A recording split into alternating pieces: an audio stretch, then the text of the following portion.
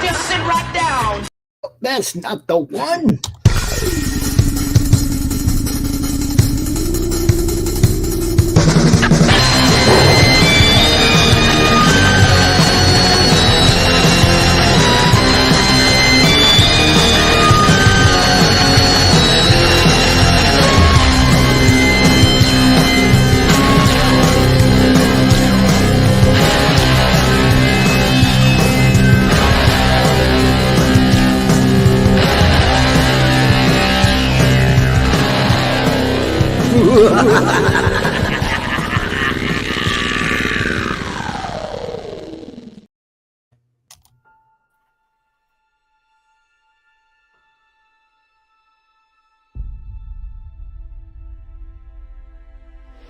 When they mined an area,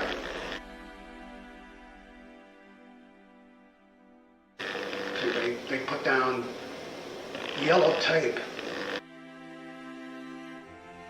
right across that line. See? And if you walked on the wrong side of that yellow tape, you blew up.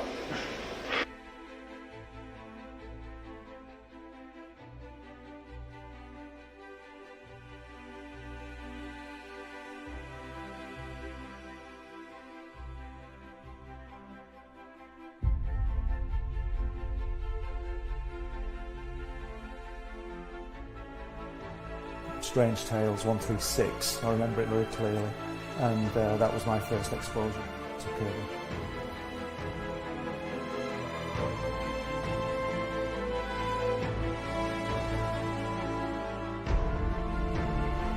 And I wanted to show it to people.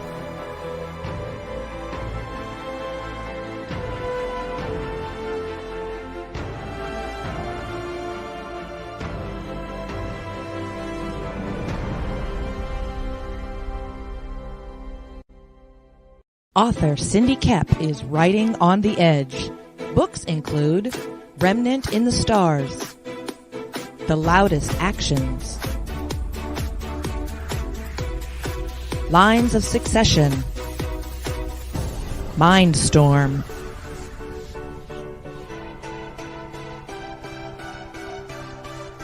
Condemned Courier, the Yerushalayim series, and Animal Eye. Find author Cindy Kep at CKOEPP.com today.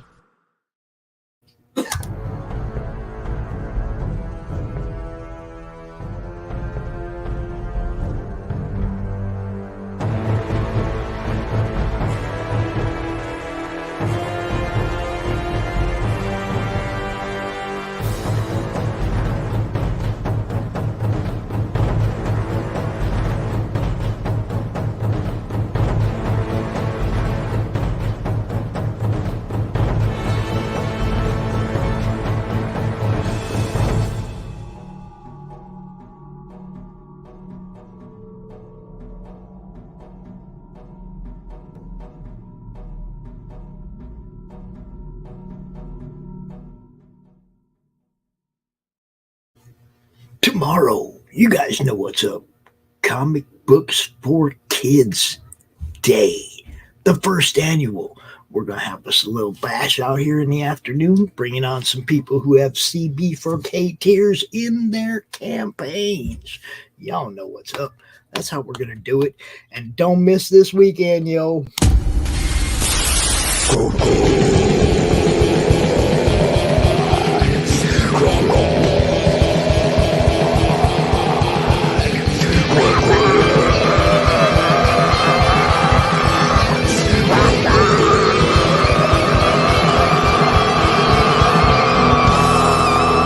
Come get some.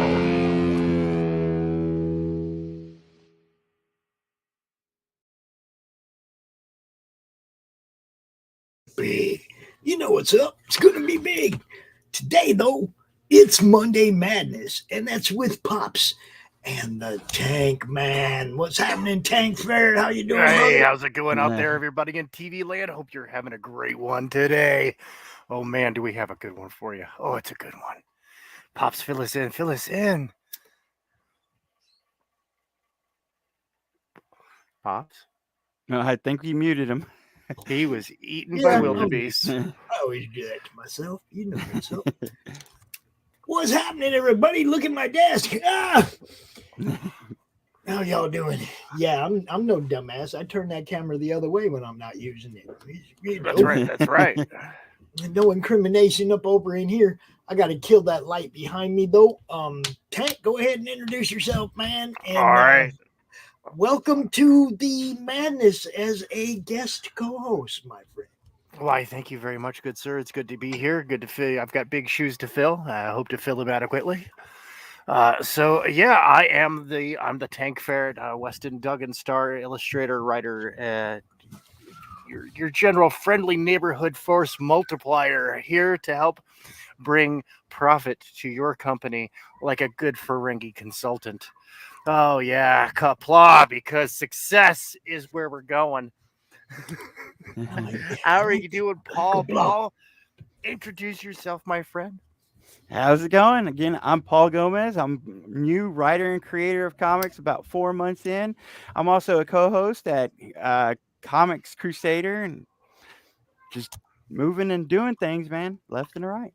Now, back that up just a minute. You say Oh. you've been a creator for 4 months. You said 4 months. I believe it's 4 months. I think it was the end of November is when PTSD came out. November, December, January, February, 4 months. okay. Yeah. So 4 months in, and he's about to bust off his third book. Third. Are So beautiful. y'all paying attention up in here? That's what I'm trying to say. Third book. And not just any book. I mean, because these books are pretty nice right there. I mean, look at that art on that one. I can attest to that. I own that one. Yeah. And And then, of course, Bushy very Boo just came beautiful out. the Bushy Boo Circus. Look. Yeah.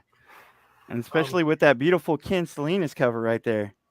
There you go. Look at that. And it's not just the covers, man. It's the art inside too. Oh yeah, gorgeous artwork. Yeah. This is my favorite page right there. Those tigers. Look at that. Now, I mean, Fantastic. 4 months, and I'm trying to put out quality stuff for anybody who's actually buying my products, because I don't want to skip or cut corners on any aspect. Every story that I wrote, man, I looked up, down, left, right. I made sure I went and got an editor just in case I missed something, because I'm only human. As a matter of fact, on this next project, I had 3 editors. So, Smart. I mean, I love to hear it. My wife, who's a professional editor, she says when she's been reading some of these crowdfunded books, she's like, I don't see an editor. She's like, look, I'm going to tell you something. When editors write a book, they hire an editor. Yes. yeah. Yes. And that was one of the first things that I got taught was like, you need an editor because sometimes you're too close to the story. You might love it and you might say it's perfect just the way it is. But if you have somebody that's not exactly that close to it, they can give you that different perspective that you need. Now, I want to show everybody a little something that hit my inbox this morning. Paul is also 4 months in. He's also doing a story in the Enter the CRoMniVerse anthology. Yes. And this morning, the guys who are handling the art for Paul, Manny Soto and Edwin Badillo, dropped a little something in my inbox. So this is a little taste of what's happening with those guys. Yeah. What they're about to do with this story. Look at the little clown Crom, yo. Crom right there, right beside the tiger. I mean, that's perfect right there. Oh, it gets a look at this creepy looking one though too. These guys are killing it. I love it. There's gonna be some good stuff in this if it ever loads. Yeah, look at that one. Oh boy, that's great. You see what's coming, yo? Yeah, Paul, are you having fun with that one? Man, I'm having a blast with it. Whenever you told me about doing this book, I was like, oh, with my circus theme behind Crom. just, I mean, it just called out to be done. It's perfect. So I want to get a look at this here Cryptic Haze. Yo, tell everybody a little bit about this one while I bring it up here. Sure, Cryptic Haze. So this is my newest book on Kickstarter at the moment. It is my homage, if you will, to Batman's The Killing Joke. So I wanted to do something a little bit different because I'm trying to show my range and show everybody what I can do. So I'm not just in one straight pattern as on my PTSD or Bushibu Circus. Cryptic Haze is a modern day version of Monkey's Paw, if you would, or a different way of looking at Fantasy Island, a little bit darker and twisted kind of way. And I wanted to do a thriller comic book more than anything, and that's what this is. So you want to start with the video and then we'll pick it up after let's that? do it. Yeah. All right. I have to mute myself. Roll so we don't that get all beautiful that bean green. footage. All right.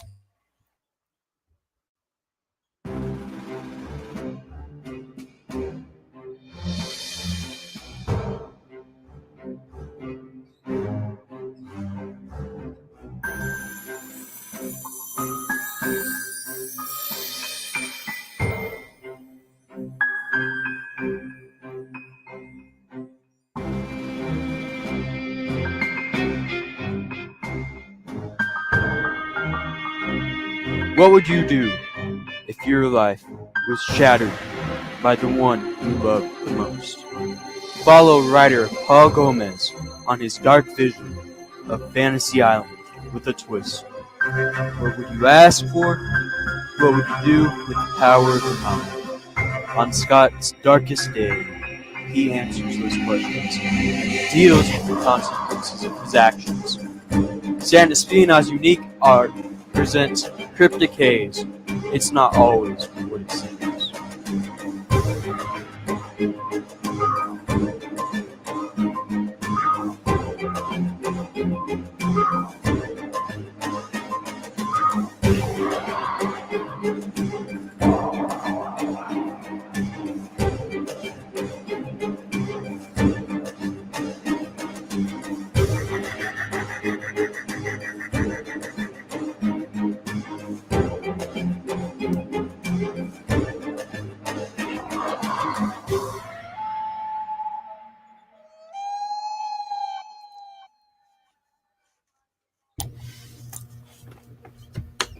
What's up, Matt?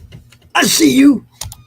Got Matt Knowles. Got John running. What's going on? There's people popping in. I ain't seen it. Oh, new Genesis. Doc Blaylock, Fred Richards, Matt Campbell. Good to have everybody out there in Indieland joining us for this amazing show today.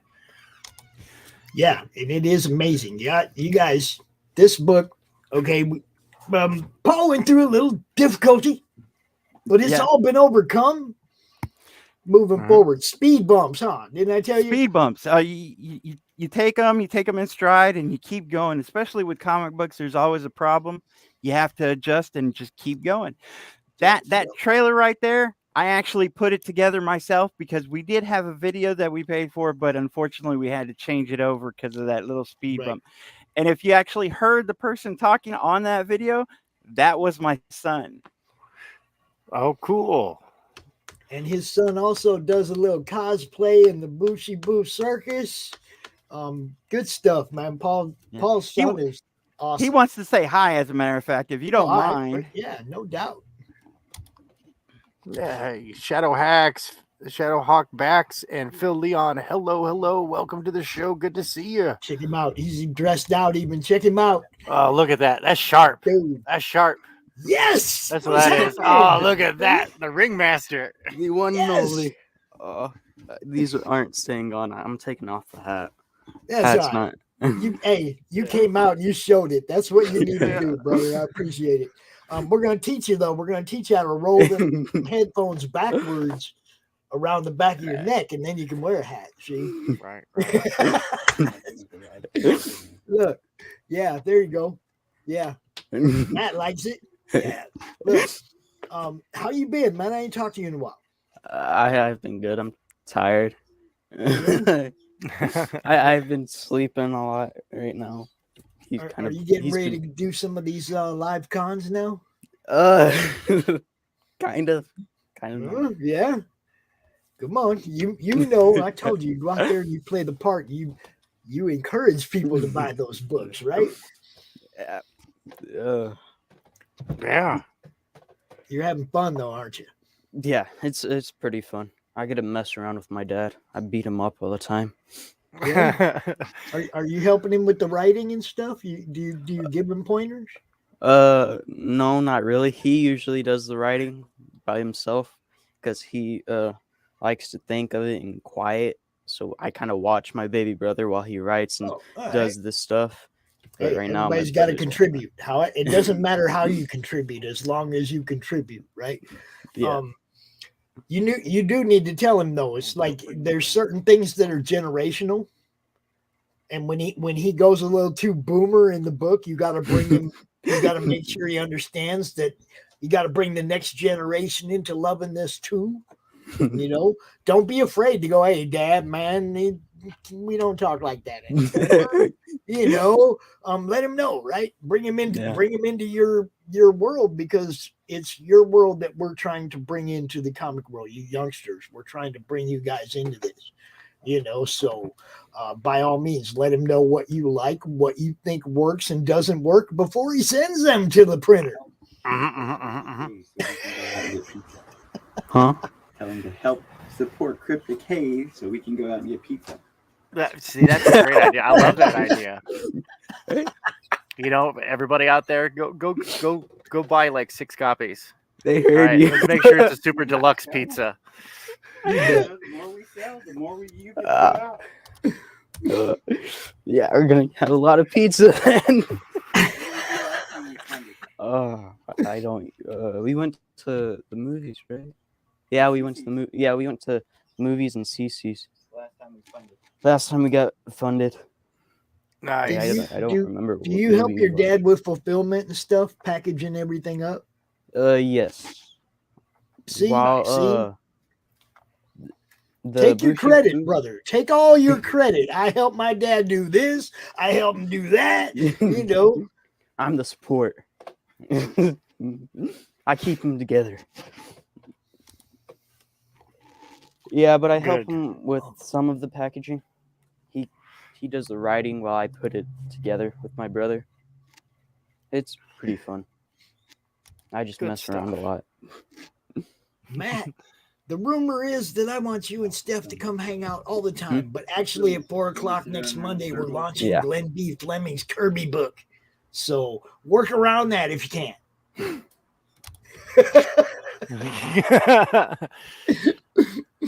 Okay. Yeah, I know you just started that rumor. Bye. Thank you for Take it easy, having me. We started Nice to talking meet to you. Chet. All right. We started talking to the chat, and he was like, "I'm out of here." Ninja finish. Thank you for having him. He's been looking forward to this all week. Dude, I loved him. Dude, I love that he's involved, and that's why I put him right there. Are you helping your dad with fulfillment and stuff? And he's like, "Yeah." That's what I want to hear. I want to hear that. Yeah. You know, Last time we fulfilled, we he's sat down gotta in a big understand circle. it's okay for him to claim credit for the stuff he does. Right. And I tell him, I'm like, you know, you did the voice in that video that we did. He did it, I think, about 20 times to get it the way it was. Because he was practicing and practicing, and the effort that he put into it. The kids really help out a lot. Dude, That's great. I'm glad for that. I'm glad that they feel like it's a family thing and that they're involved in it, man. Oh, yeah. That makes it a whole lot easier to get them down in here, you know. Yeah. Adam Smith is in the chat. What's happening? Hey, how's it going? Adam, he's a regular on our Sunday open draw stream. You probably seen him. He's a good dude. So Paul, it's 420. Tell everybody about this. But it's 420. I'll be right back. So, like I said, it's a homage to Batman's The Killing Joke. I wanted to do something a little bit different, a little bit thriller-wise, with a little bit twist in here and there, something that you don't see coming, then all of a sudden hits you from the other side as well. and I don't see it that much. I mean, you saw it in The Killing Joke, but you really didn't see it that many times afterwards. And I did a homage right there of Memento, because I was trying to think of a movie that had those twists and turns, and Memento was the one that always popped into my mind because it left you confused until that very end. Yeah. So And that's then really cool. that other cover right there that just passed was from Sam Espina. He's actually the interior artist, and he's not just an interior artist, because you can see his covers are amazing as well. Yeah, that's a Beautifully done. fantastic cover. Just, I mean, I can't say enough about his art, and he's a great guy to work with. So easy and so much fun to do stuff with. Whenever I first wrote PTSD, which was the first book that he did with me, I felt like I handcuffed him because of the script. After getting to know him, man, it was just so much easier. You can see his beautiful interior art, just unique and different than most. And that's really what I loved about his art.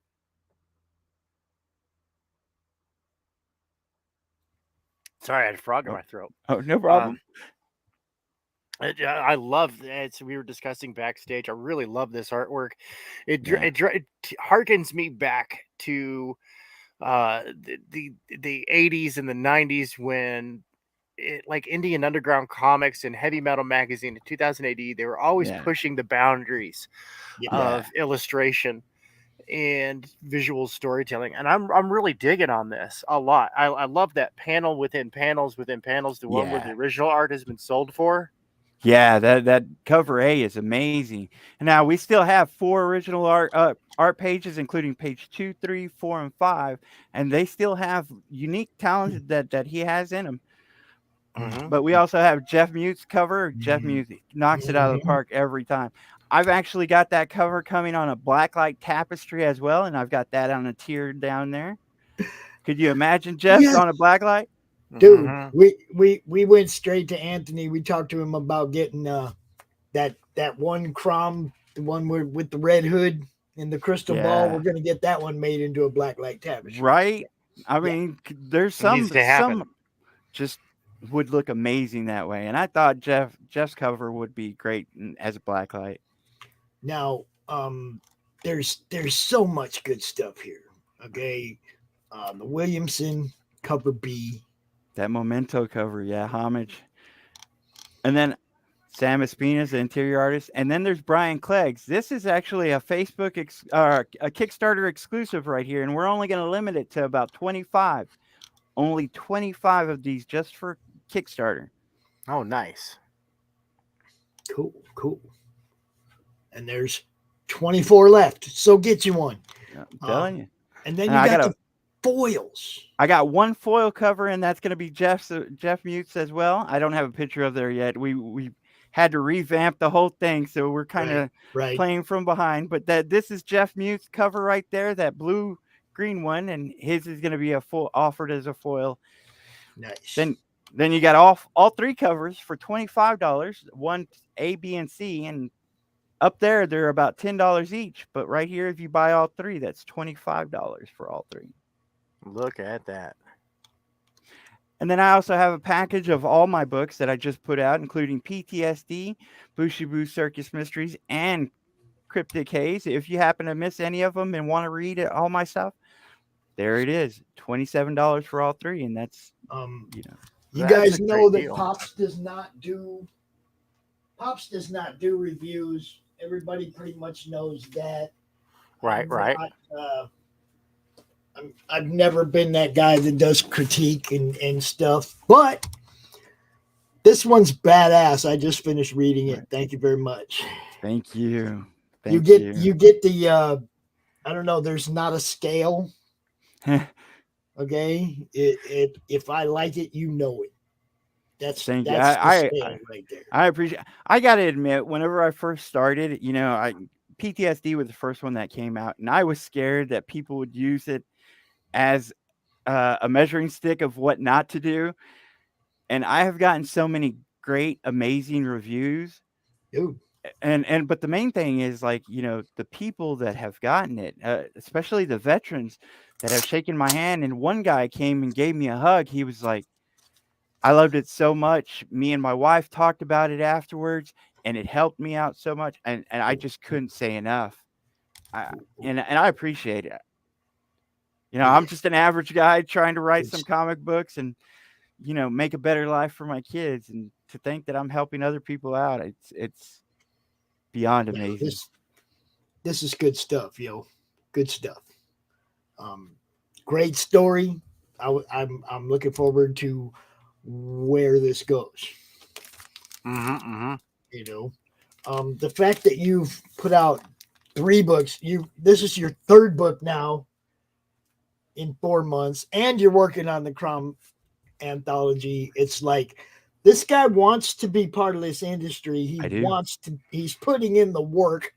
Obviously, y'all help him out. Give this guy some likes, some shares, a little bit of love. Go back these books, man. You can get all 3 of them right there. And trust me, I read the Bushy Boo PDF that you sent me, and and I got that one coming out to you. Yeah, the copy coming out to you, that Star Wars homage copy that's coming to you. Yes. God, I forgot about that. See that? See how that works? Good stuff comes around, man. The Flicker was an anomaly because that was the first book I ever promoted. Like, seriously put time into trying to get that book sold, and what a disappointment when I finally read it.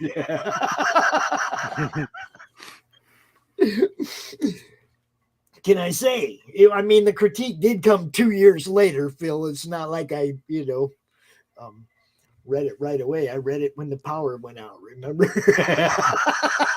I mean, I tried to read it when the power went out. Yes. Bill, Ryan, I don't know if you and Ryan have talked, but he said something about you maybe coloring something for somebody in the book, and I don't know what was up with you guys, but if you need to talk. Yeah, Flicker was bad, man. That was bad. I don't know. I endorse the throwing of money at Phil Leon. Now, look, we're like not going fast enough here. All right, cover A through C. Covers are double signed. It'll be cover A. That's double signed by me and Jeff Mute. Yeah, unfortunately, I couldn't get Sam Espina. He's down in South America, but Yeah, shipping. I understand. Right. But if you want him to sign it, ship it to him. I'm sure sign it, ship it back. Yeah, he'll be more than happy to. He's a great guy. Yeah, pay for that shipping, and I'm sure he'll do that for you. Now, and here we have cover A through D, and even that Kickstarter exclusive is going to be right there in that package. Those are the only ways that you're going to be getting it, is on Kickstarter right there. Cool. And then the ultimate. And that's going to be all those, including some mini prints and some stickers right there. A whole package worth with a few extras. Fantastic. Oh, just all kinds of stuff. The original original art. Say hi. Hi. Hi. Hi. Hello, what's up, dude? Hello. Oh, this is gonna be the dude dressing up like CRoM next year. Watch. Yeah. Rah. Say rah. Rah. And then, like I said, we have 4 pages of original art still there. That first page is sold. Beautiful, beautiful pages. But look at that second page right there. That unique paneling. That definitely shows Sans gorgeous work. Yeah. You need to go up. Look up there. See the dot? Dot. Say hi. Hi. Hello. Go with Dylan. Go on. Oh, that one's still available. I thought that one would be gone. Oh, that's a gorgeous page too. It is. All that detail that he put, especially into that building right there. Oh, so amazing. Very nice. Very nice stuff. Meet and greet. Look, it better not cost me $600 to meet you, dude. I'm just saying. Well, and the only reason I put that up there, like I said, now that's all of my books. Every cover that I have, I'll take it to your door. Well, take it to your hometown, and then we'll meet up at a restaurant. I'll sign them. We'll talk about not only that, but my next book that I'm coming out with. I'll hand you a script, and we could talk about that. Any creations of comic books you want to ask me about, I put that in there. I can't exactly afford to fly everywhere or on a bus. So, I mean, you know. Yeah. I look at it like this. See, we have another friend in the backstage who also lives down there where you're at in the general state area. Right. Okay. And his dad be trying to get me to come to that Dallas Fan Expo. Man, it'd be awesome. See, now, you know, if we can work something out for that, then I get to meet all you guys. Ain't that right, Gabe? Ain't that right, Oh, Gabe? hell yeah. Yeah, what's up, guys? I hope you guys can hear me. I got a fan running right now to cool down my phone because it's kind of a piece of shit. So I hope that doesn't overpower me or any of you guys. It's all right. It adds atmosphere. It's like you're out in the wind like your dad was the other day. Really, I'm actually in the studio here. I heard he was, on set? Yeah, on scene? Yeah. Shit, man. So, Paul lives down there in Texas as well. I know you've been watching the backstage. You've been checking this out. So, one of the things I like to do is make sure that people meet each other, you know. So, Paul, Gabriel, Paul, you know. Good, man. It's always about the networking, you know, the creative team, you know, it's all good. Go check this book out, you guys. Back this book. Give Paul some love. Watch out for his story in the CRoMniVerse because he's going to bring Booshy Boo Circus to the Crom Anthology. You guys are going to love it. Promise. Paul, Thanks so much. Tell everybody where they can find you, bro. I'm on Facebook, Twitter, and Instagram at Paul Gomez 790. I'm also on Comics Crusaders. I'm hosting 2 shows, including Think Indie and Thundercats, and you can find me anywhere around. Now, Gabriel, you're going to have to talk over your fan, bro. So remember, talk loud. Make sure people can hear you. Sound off like you got a pair.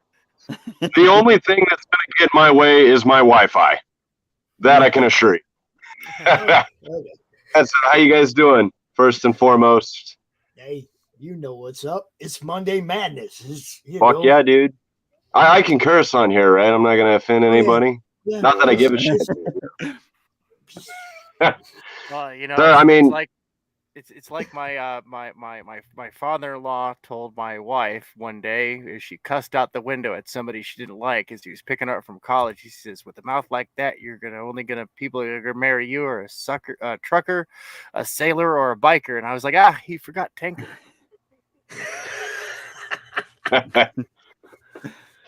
Oh man, so what do you guys want to know, man? You know, I'm here to talk about everything. I got a book running right now that I did a pinup in. You know, I've got about 5 years worth of shit that I've done kind of on the side. You know, what do you want to know? We want to talk about all of it. First, just mainly go ahead and introduce yourself so people know who you are and where they can go look up your stuff, you know, your Facebook, wherever your art is, so they can go see it. This is for sure. Thing, you know. No, then I'd like we'll cover the campaign and we'll, you know. First things first, I fucking hate Twitter. I hate the character limit. I hate how closed-minded they are. You can't have an edit. There's no edit. Yeah, I know. I hate it. Yeah, you just Twitter, it's a great platform if you have certain words to say. I don't have those particular words to say, and they probably don't want to hear how I think, so I don't do Twitter. I do Instagram. You can follow me actually at my tag on the show at the Gabriel Mangum. Please go give me a like, a share, a follow, whatever you can do. I feel like I don't get enough love on there, and I post some really fucking cool stuff, quite frankly. Yes, he does. Yes, like in fact, I just shared this off today. This is a for fun piece I did. Oh, wow. Finally, Evil earned a shot. People have been asking, so I finally fucking delivered. Look at all that fucking gnarliness. Now just hold it steady for a second. Let the camera focus on it. Oh yeah, there you go. Look at that. Look at all that fucking awesome right there. Dude. A smiley in there. Yeah. I live Love for it. this shit, man. Love it. So Now, that's just you're gonna last come- week, just last week, your dad's Evil Ernie cover came out, didn't it?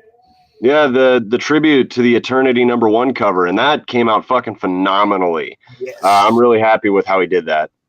Not only as a fan, but also, as his kid. I think it's great. Dude. Yeah, Andrew's amazing. You know that. I mean, Oh, yeah. I'm right there, right in front of me is that hatchet art that he sent me 4 or 5 years ago. It's right there. I look at it every day. It's right above my monitor. It's my favorite piece of art in this room. We might be able to hook you up with some more stuff if you can actually make it to Texas this year. See, Paul, see. Oh, so Andrew's your father? Yeah. Yeah, Oh, not my man. brother like a lot of people think. I just met him. I think it was in Cowtown just this past month. I think it was. Now, I was met there him for the too. first time. Were you really? Oh, Yeah. well, see, I could have met you if I knew you were there. Dude, I made a secret appearance. that's great. That's what it's about, though. Now, I do have a friend that messaged me after talking to Andrew and said, "Hey, man, if I'm going down there and you need a ride, blah, blah, blah, blah." So, Yeah. now it's in the realm of possible, if you know what I mean. Before it was like, yeah, I'll never get down there. But now I like the sound of that. It's You in can the come realm of fucking possible. party with us, bro. We'll hit up maybe a Yeah, bar or let's something party. after the show. They can't take me in a Texas bar, bro.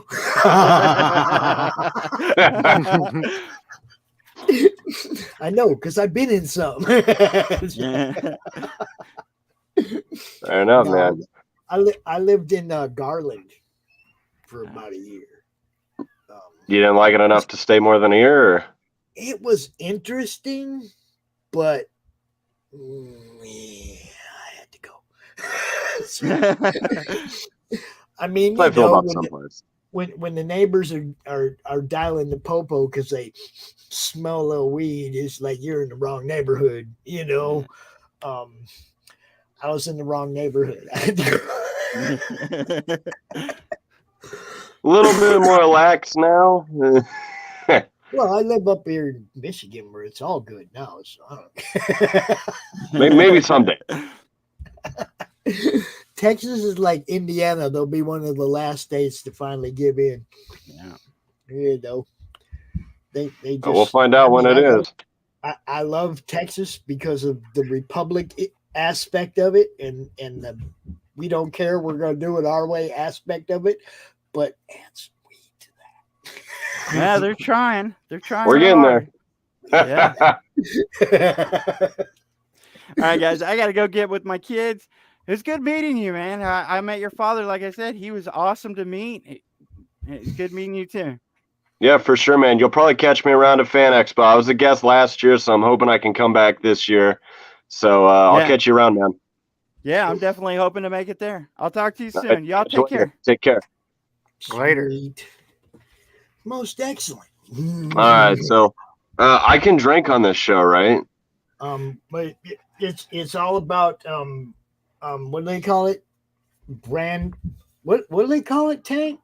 Oh, when you're brand obfuscation, where you're talking about product placement. Product placement. Ship from Budweiser. There we go. Yeah. So Budweiser sponsor this man. You see, because you deserve what every individual should enjoy regularly.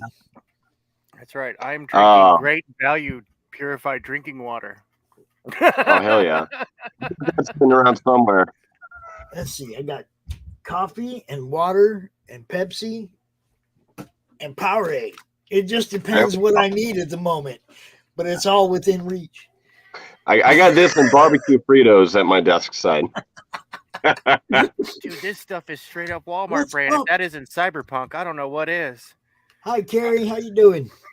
Now, let me drop this link in the chat so everybody can go look at this particular campaign. You have a pinup on this one? That's beautiful. Yeah, I do, man. And it's actually colored by Bill Mouse, the creator of Nora X. So that's a really fucking high privilege to get to collaborate with that man. because he's one of my personal He drew this inspirations. avatar. He drew this avatar, Belmont. Yes. I love his work. I've got his Berserker original #1 cover actually on the wall behind my banner. That's covering it. That's the one I got too. The she cover. Yeah. I have the was the original and I have the proof cover to that. Well, I mean, I ended up getting more of them later, but that's the one I actually bought when I backed the campaign, was the she cover. Yeah. But since then, I've gotten the Rainbow Brute, and it's like, because I keep winning stuff on Don Chin's show. Yeah. Don's awesome, man. He's like, what don't you have, Pops? What can I send you? I want to do some stuff with Don one of these days. He's done a lot for this industry, and you got to respect that no matter how you feel. You know what I mean? Got to recognize everything. He's the king of parody. That's hell yeah, a dude. hell of a title. That really is. Jonathan Brooks, what's happening? We got RJ from Critical Blast.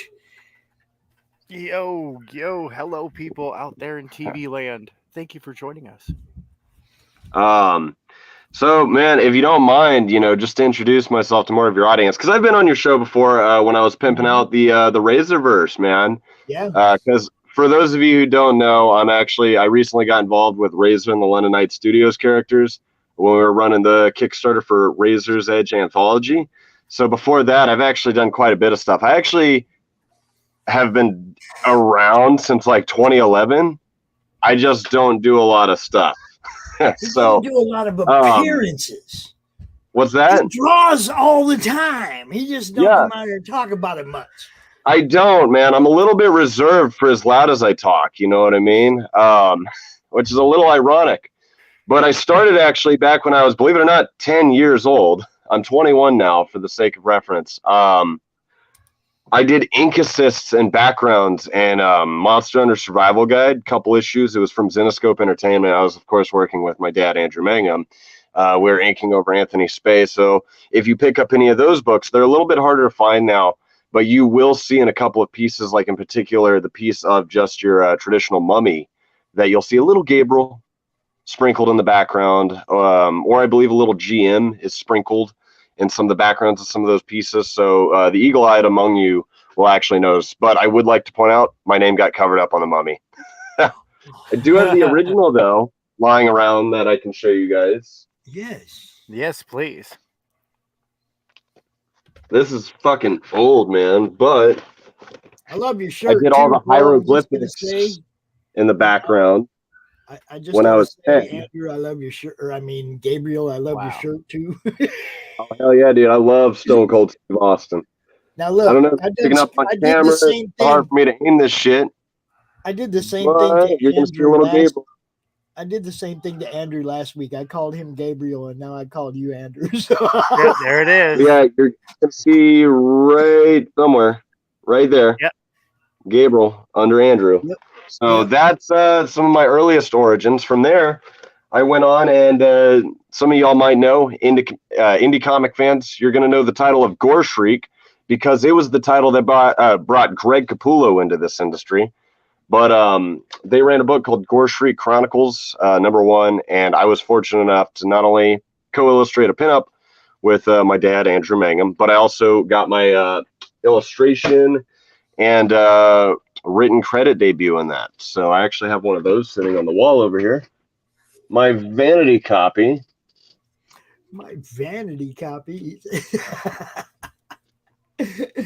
Oh. And it's signed by Greg Capullo because his work is actually reprinted in it. So fun fact, guys, you can get one of these books from me, or you can hopefully maybe find one on the aftermarket, and you can get it signed by not only me and also Greg, because there's my work, and then right above it, that's Greg's first actual published cover. They put it in a little square there. So, and they also did a nice cover gallery. So again, Greg's actually one of my artistic heroes. That's his very first published appearance right there in Gore Shriek #1. Yep. That was and then he had a cover on #4.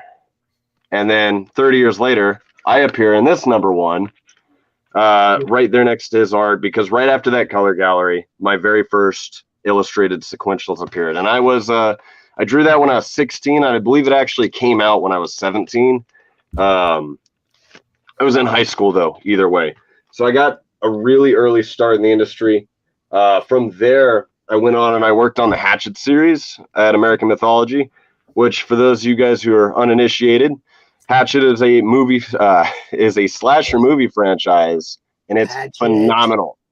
You guys are fans of Friday the 13th, you're gonna fucking love it. It follows this guy named Victor Crowley, and he's a mad motherfucker. And we got to do some stuff.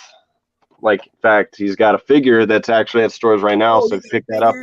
Oh, shit. I'd be happy to sign one of those, even though I had nothing to do with the design. Show that figure again. I'll do a remark on one of these guys if you bring them at a show. Oh, look at that. Ooh, look at that. I wish I could have designed that, but maybe one day I'll get my own figure. Oh. See, thinking ahead. I did issue number 3, and then I came back and I did one of the extreme gore covers for a recent series. Again, I'm gonna pull out my vanity copy. This was the very first Gabriel Mangum cover to ever be published. Sweet. So tilt that back just a little bit. Vengeance #1, guys. Back at the top.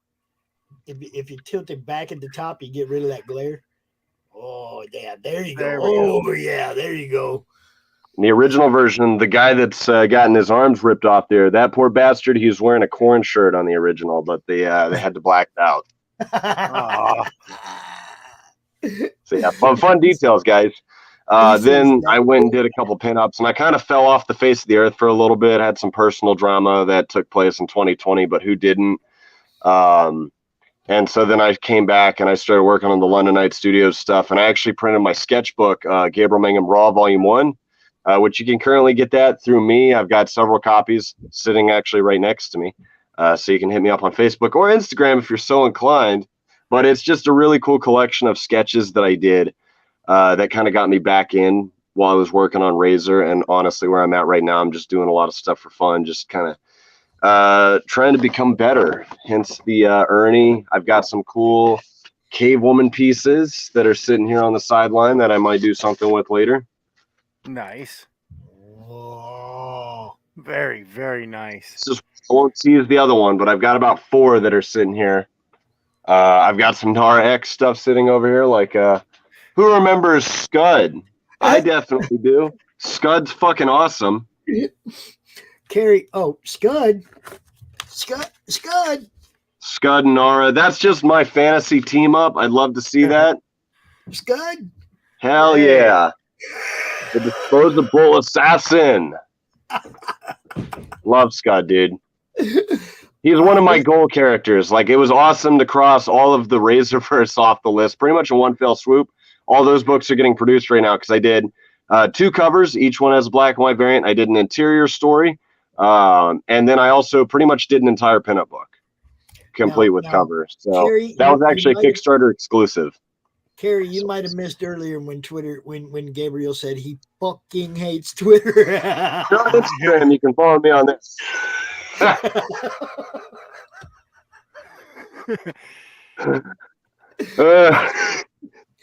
Yeah. And now you know why I have a Twitter. Yes. People keep asking, what's your Twitter? Yeah, everybody keeps asking because it is a great networking platform if you can just avoid all the crap. Yeah, that is true. Maybe today I'll give it another shot, but I don't know yet. I'm a little stubborn. Yes, that was me. That was me. I draw on envelopes and stuff. I drew Zach Wilde's guitar and Scud on this envelope. See, I love it. Excellent choice. Just draw whatever. I don't care. I don't draw that much, so. I'm the guy that leaves Welcome a healthy to tip. The vlog. What's happening? And a napkin drawing when I go to a restaurant. Oh, dude, I do napkin sketches all the time, man. I can't even tell you how many of those have probably gotten thrown away. Mm-hmm. Somebody missed out on an original. I actually had somebody. I left a napkin drawing at a Denny's near a convention once. But I went to the Denny's near the convention hall like a couple of weeks before, and I was at the convention, and somebody actually brought the napkin up to get signed. No way. I was like, Wait, you were my waiter? Like, I was the busser for the table. And I'm like, oh, dude, yeah, no, here, take some promo stuff too. Take this, take that. You have completed the quest. Da da da. Here's your reward, knight. This is where this whole networking thing works. Carrie shared out the stream. Carrie's friend comes to check out what's happening, and here we are. You know, we pick up new people coming to check things out. This is what networking does. That's why I always share out everybody's shows. Mm-hmm. Not just everybody's books, but all the shows that promote books and that do this stuff. It's all about networking, man. So thank you through the fog for following that link. Thank you, Carrie, for posting that link out there in the wild. And that's what it's all about. Yeah, that Denny's story is funny because that reminds me back, we used to live out close to North Fort Worth, right? Our pizza delivery guy, our regular pizza guy, was actually a fan. Holy So it was always funny because, you know, I'd order a pizza because, you know, I was a little buzzed or maybe something else, right? I'd walk up to the fucking door shirtless and in like my boxers or something. And dude's like, oh shit, hey man. I'm like, oh shit, hey man. I have to tip him more because I felt bad that he saw me, you know, out of the element. You know, it kind of breaks the illusion. Right. Sorry, What's up, Bo? the illusion has been shattered. Here's $5 extra. Sorry you get to see me not as an artist, but as a pizza glutton. Yeah. What's up, Wolf? What do you man? We got Speaking of just things I really enjoy, right? I was mentioning Scud a second ago. I'm of course a massive 90s pop culture junkie, and who else was involved in the 90s but Carmen Electra, right? So Oh, yes. this is actually a recent post. Pops, you're gonna know this one, but she posed for this cover of Femme Fatale's #9 back in the day, and she's actually portraying Embrace, a vampiric character from the London Night Studios universe. And in the pinup book that we just did, I actually illustrated that piece of Carmen in a full 11/17 glory. Oh, fantastic. And she actually shared that recently. It got over 5,000 likes. Oh, Which nice. is pretty fucking crazy, man. She totally like legitimized this piece. Dude. That's Now way go cool. get that post that she posted and share it in the madness. Right? Yes. I got the screenshot somewhere. I was fucking thrilled, man. Because like that was the first time someone had given me some serious attention, and go figure, it's Carmen Electra, right? Yes. That's some wild. That's pretty wild fucking stuff. badass, man. Those were fun. I really enjoyed working on the Razorverse. You know, so many fun characters. Tree Goblin. I remember the Quentin. 90s. Hey, we got some awesome people out there. The 90s, the fucking good days. Hell yeah, dude. I gotta show you something. I gotta show you something. This guy right here, New Genesis Designs. Mm-hmm. This guy is making custom Crom shoes. Check these out. Yeah. Check out the shoes this guy makes, and then imagine a custom one with your IP on it. I've got one in the works.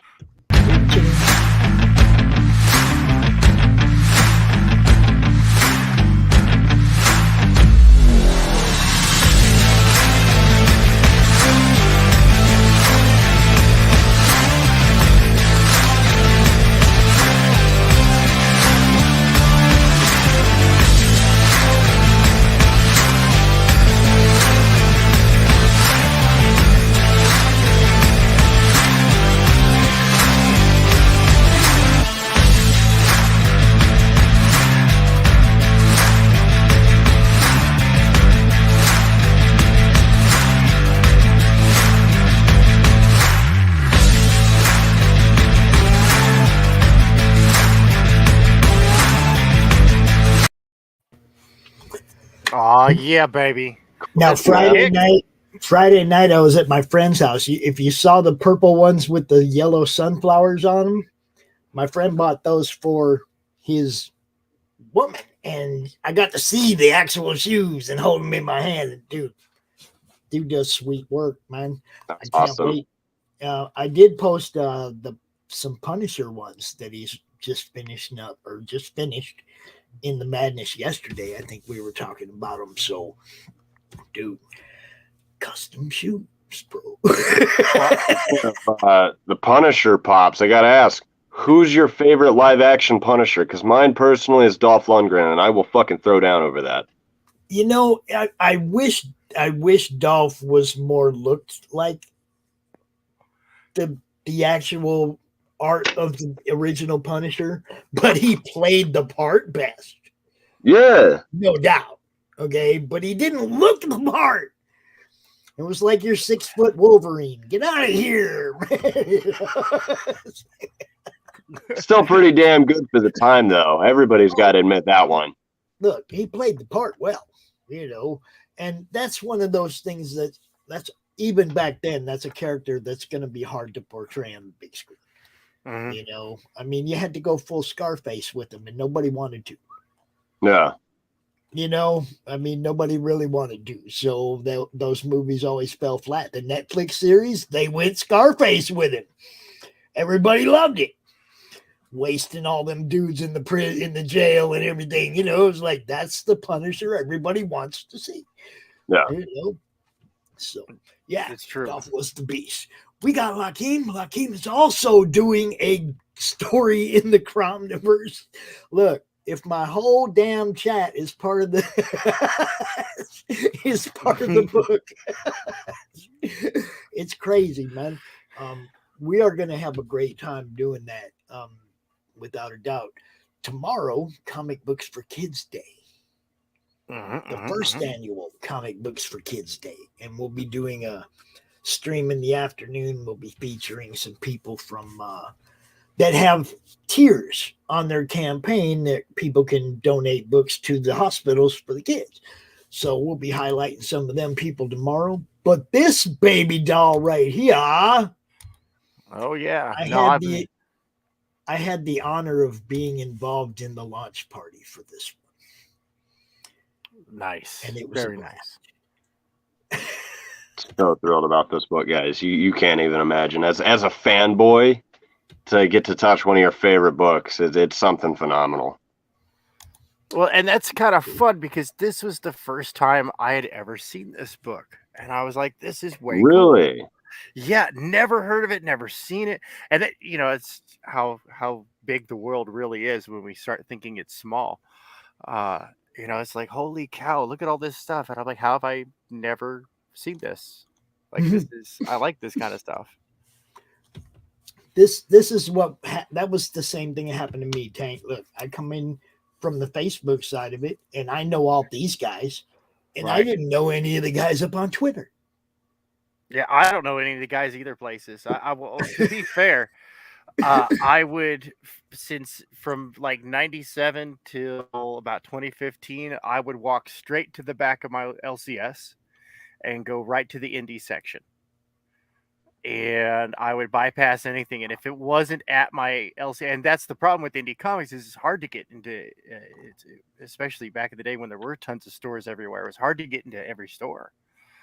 And so sometimes some of us just miss out on awesome stuff. And it's like, oh, dude, because this is cool. This is cool. And I'm like, I have so much to get caught up on. Oh, yeah, dude. I mean, look, I run into campaigns all the time. They're on the left. There's one day left. And I'm like, how did I not know this campaign's been going for 30 days? There are so many. There's no way you're going to keep up with everything. They're just well, guys, that's why I'd like to point out, and for everybody here in the audience, that's why Bill Mouse and Committed Comics are fucking awesome.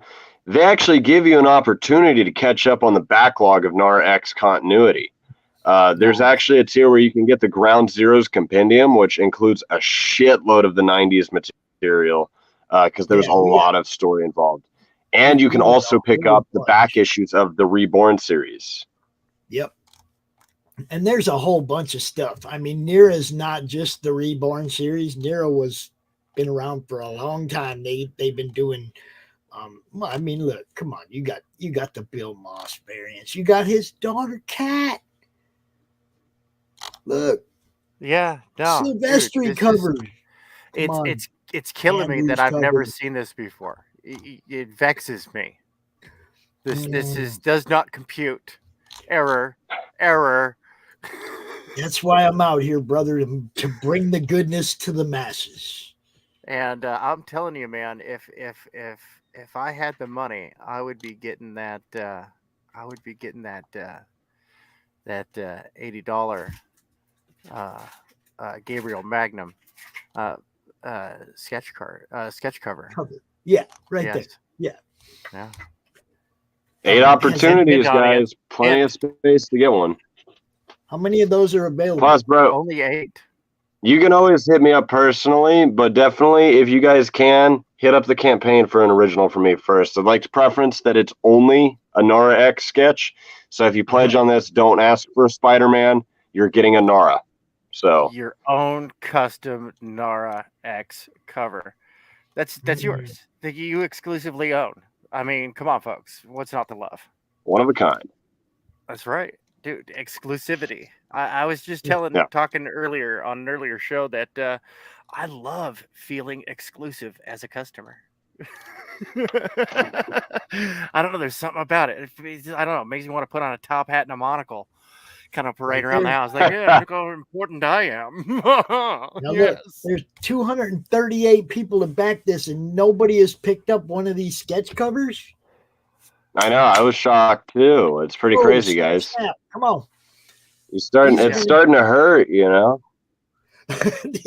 Those are sweet, man. Look, At least make me outsell my dad. Come on. And this is Right? the whole thing. You know, that next generation, you have to live up to that. You know, your dad sets a high bar. Oh yeah, but I have a quicker turnover because I'm younger.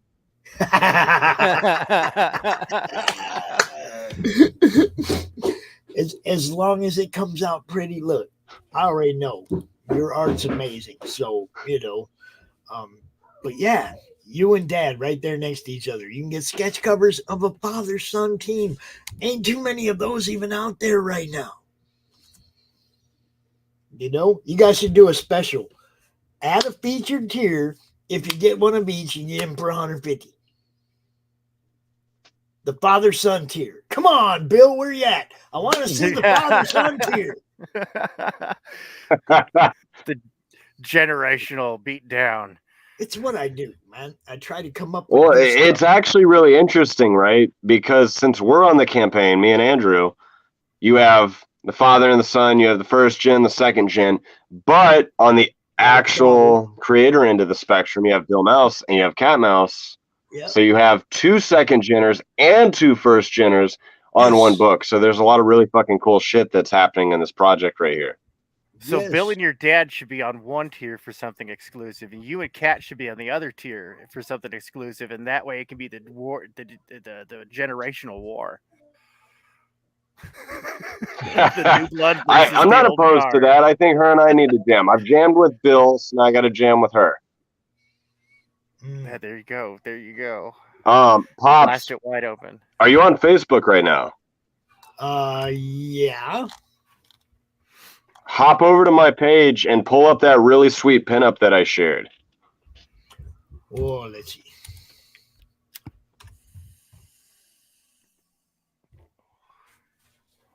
Man, when I pull Gabe up in my search bar, you are in really good company too, man. I'm just saying. Are you talking about the Nira? Okay. Yeah, the colored one by Bill. Yeah. Oh. I want to see. The audience wants to see too. I'm getting there. I gotta get rid of the thing I was sharing and do all the new window crap. StreamYard. You could make this easier by just letting us jump from window to window that we have open. Thank you very much. We're talking about this one, correct? Oh, that's great. Oh, Neff, to the heart, bro. Yeah. To the heart. What? What? Now look at that, man. That came out beautifully, man. That's gorgeous. Hi, Hen. What's Yeah, I up? love Bill's work, dude. He made that shine so much. Like I've got the original hanging around somewhere. Not that it's for sale. This is staying in my collection. But, Wise man. I'm a Narex fan, man. I'll own some stuff from Bill eventually, but I gotta own my own piece of the character. Yes. Oh man, look at that. Oh, look at that. Oh, that's There she fantastic. is. Yeah. But like, look at everything that Bill did to that, man. That's fucking awesome. Yeah. It is. It's all And good guys, stuff. if you back at least the Andrew Mangum cover, you can get both of us to sign this book because no matter what cover you get, I'm inside of that book. Yep. So Andrew doesn't have that privilege necessarily that I know of yet. He said, I got you there, Dad. I got you. Check and He still has DC over me, so I got to pull that back up now because, see, you know, that's where we were at. Right there. Yes. What's up, Jorge? What's going on? George Medina. Catch the craze. What's up? You know, we are checking out Nera X Reborn issue 3, and we are hanging out with Gabriel Mangum. We still got 20 minutes to look at all this stuff. Todd Rayner, Greg Paulson, so many people involved in this. Vault cases. Oh, yeah. What do you know about those vault cases, man? me personally, Yeah. like as far as the campaign goes, or just them as a concept? Well, I mean, because they're on the campaign. They're dudes offering them. I mean, have you seen them? Get them. They're sexy. All right, there you go. Get them. They're sexy. We like sexy. They'll make my work look sexy. You got Bill Moss sketch, black and white. You got Bill Moss color sketch. Get yourself drawn into the book and get and the original art from your being drawn in. Is that what I'm reading there? Yeah. Okay. And Pretty and sweet your deal, choice. man. Okay. Retailer pack. We love it when people make a retail tier. Yes, that's you know what's up. Get them out there on the store shelves, yo. That's right. And plenty of add-ons, including all the variant cover, you know, all the different variants you can get as add-ons. All those. Check out that sweet merch at the bottom too, guys. Those are 3D mouse pads in all the areas you think they're 3D in. Those fantastic. Yes. Yes, the mouse pads are wonderful. The moss pads. There's the vault case. That's what I'm talking about. $25. It's kind of like a slab in your book, but not really. Pretty much, yeah. You know, I mean, it's protecting it, it's giving it the same kind of protection almost that a slab does, but it's great for display. Looks good. Much cheaper price too. Yeah, yeah. Plus, you're not trapping your book permanently to rot away in a plastic case. You know. Yes. Yes, I gotta be able to take it out once in a while, right?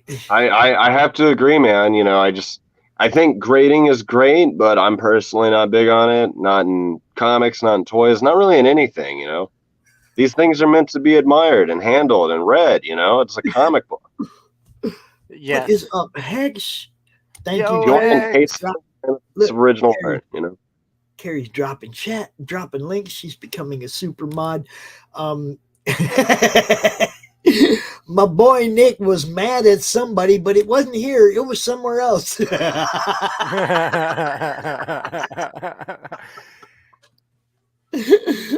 is awesome. Good stuff.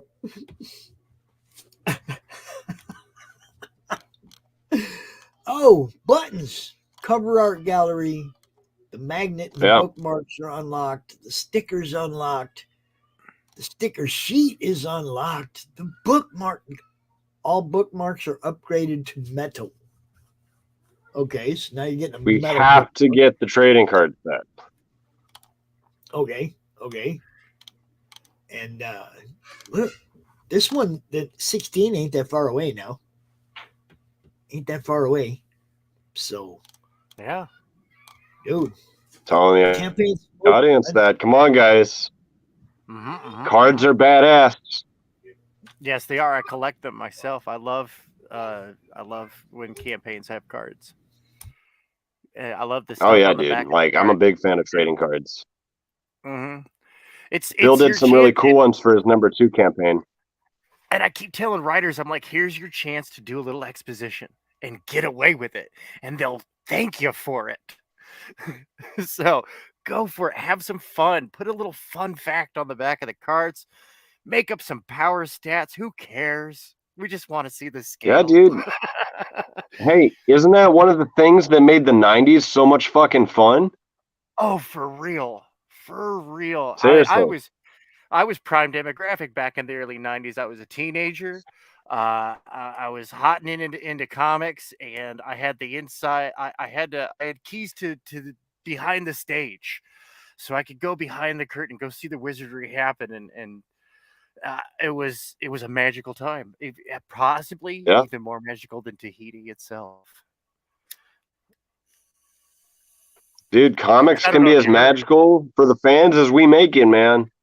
You know? True, and it needs to be. It needs to be. Remember when it was fun? Remember fun? Yeah, man. You know, in the age of nostalgia grabbing, I don't understand how comics doesn't capitalize on that enough, you know? We're trying to change too much shit. It's too many Have people fun with fighting. it. It's a fucking comic book. It's too many. That's why Nara is so awesome. It's too many people having fights in front of the storefront. And it's like, hey, go take that to the coffee shop, all right? Go take it to Black Friday. Come on. We're trying to sell some books here. I'm gonna let you '90s kids talk for a minute. I'll be right back. Alrighty, pops. Alrighty, yeah, no. And trading cards, I love them. I collected them from a whole bunch of different campaigns, and I'm always sad when a campaign doesn't have a trading card. I'm like, oh, dude, they're so inexpensive to make. Like, as soon as you sell like 50 copies of your book, you can afford to do that. You know, you could afford to do that. If you sell 100 copies of your book, you could take that price difference between printing under 100 copies and printing 100 copies or more, and you could just turn that into a trading card. Like, who cares about that tiny little bit of change that's going to go in your pocket? Put it back into the customer. And you'll be happy you made that investment too.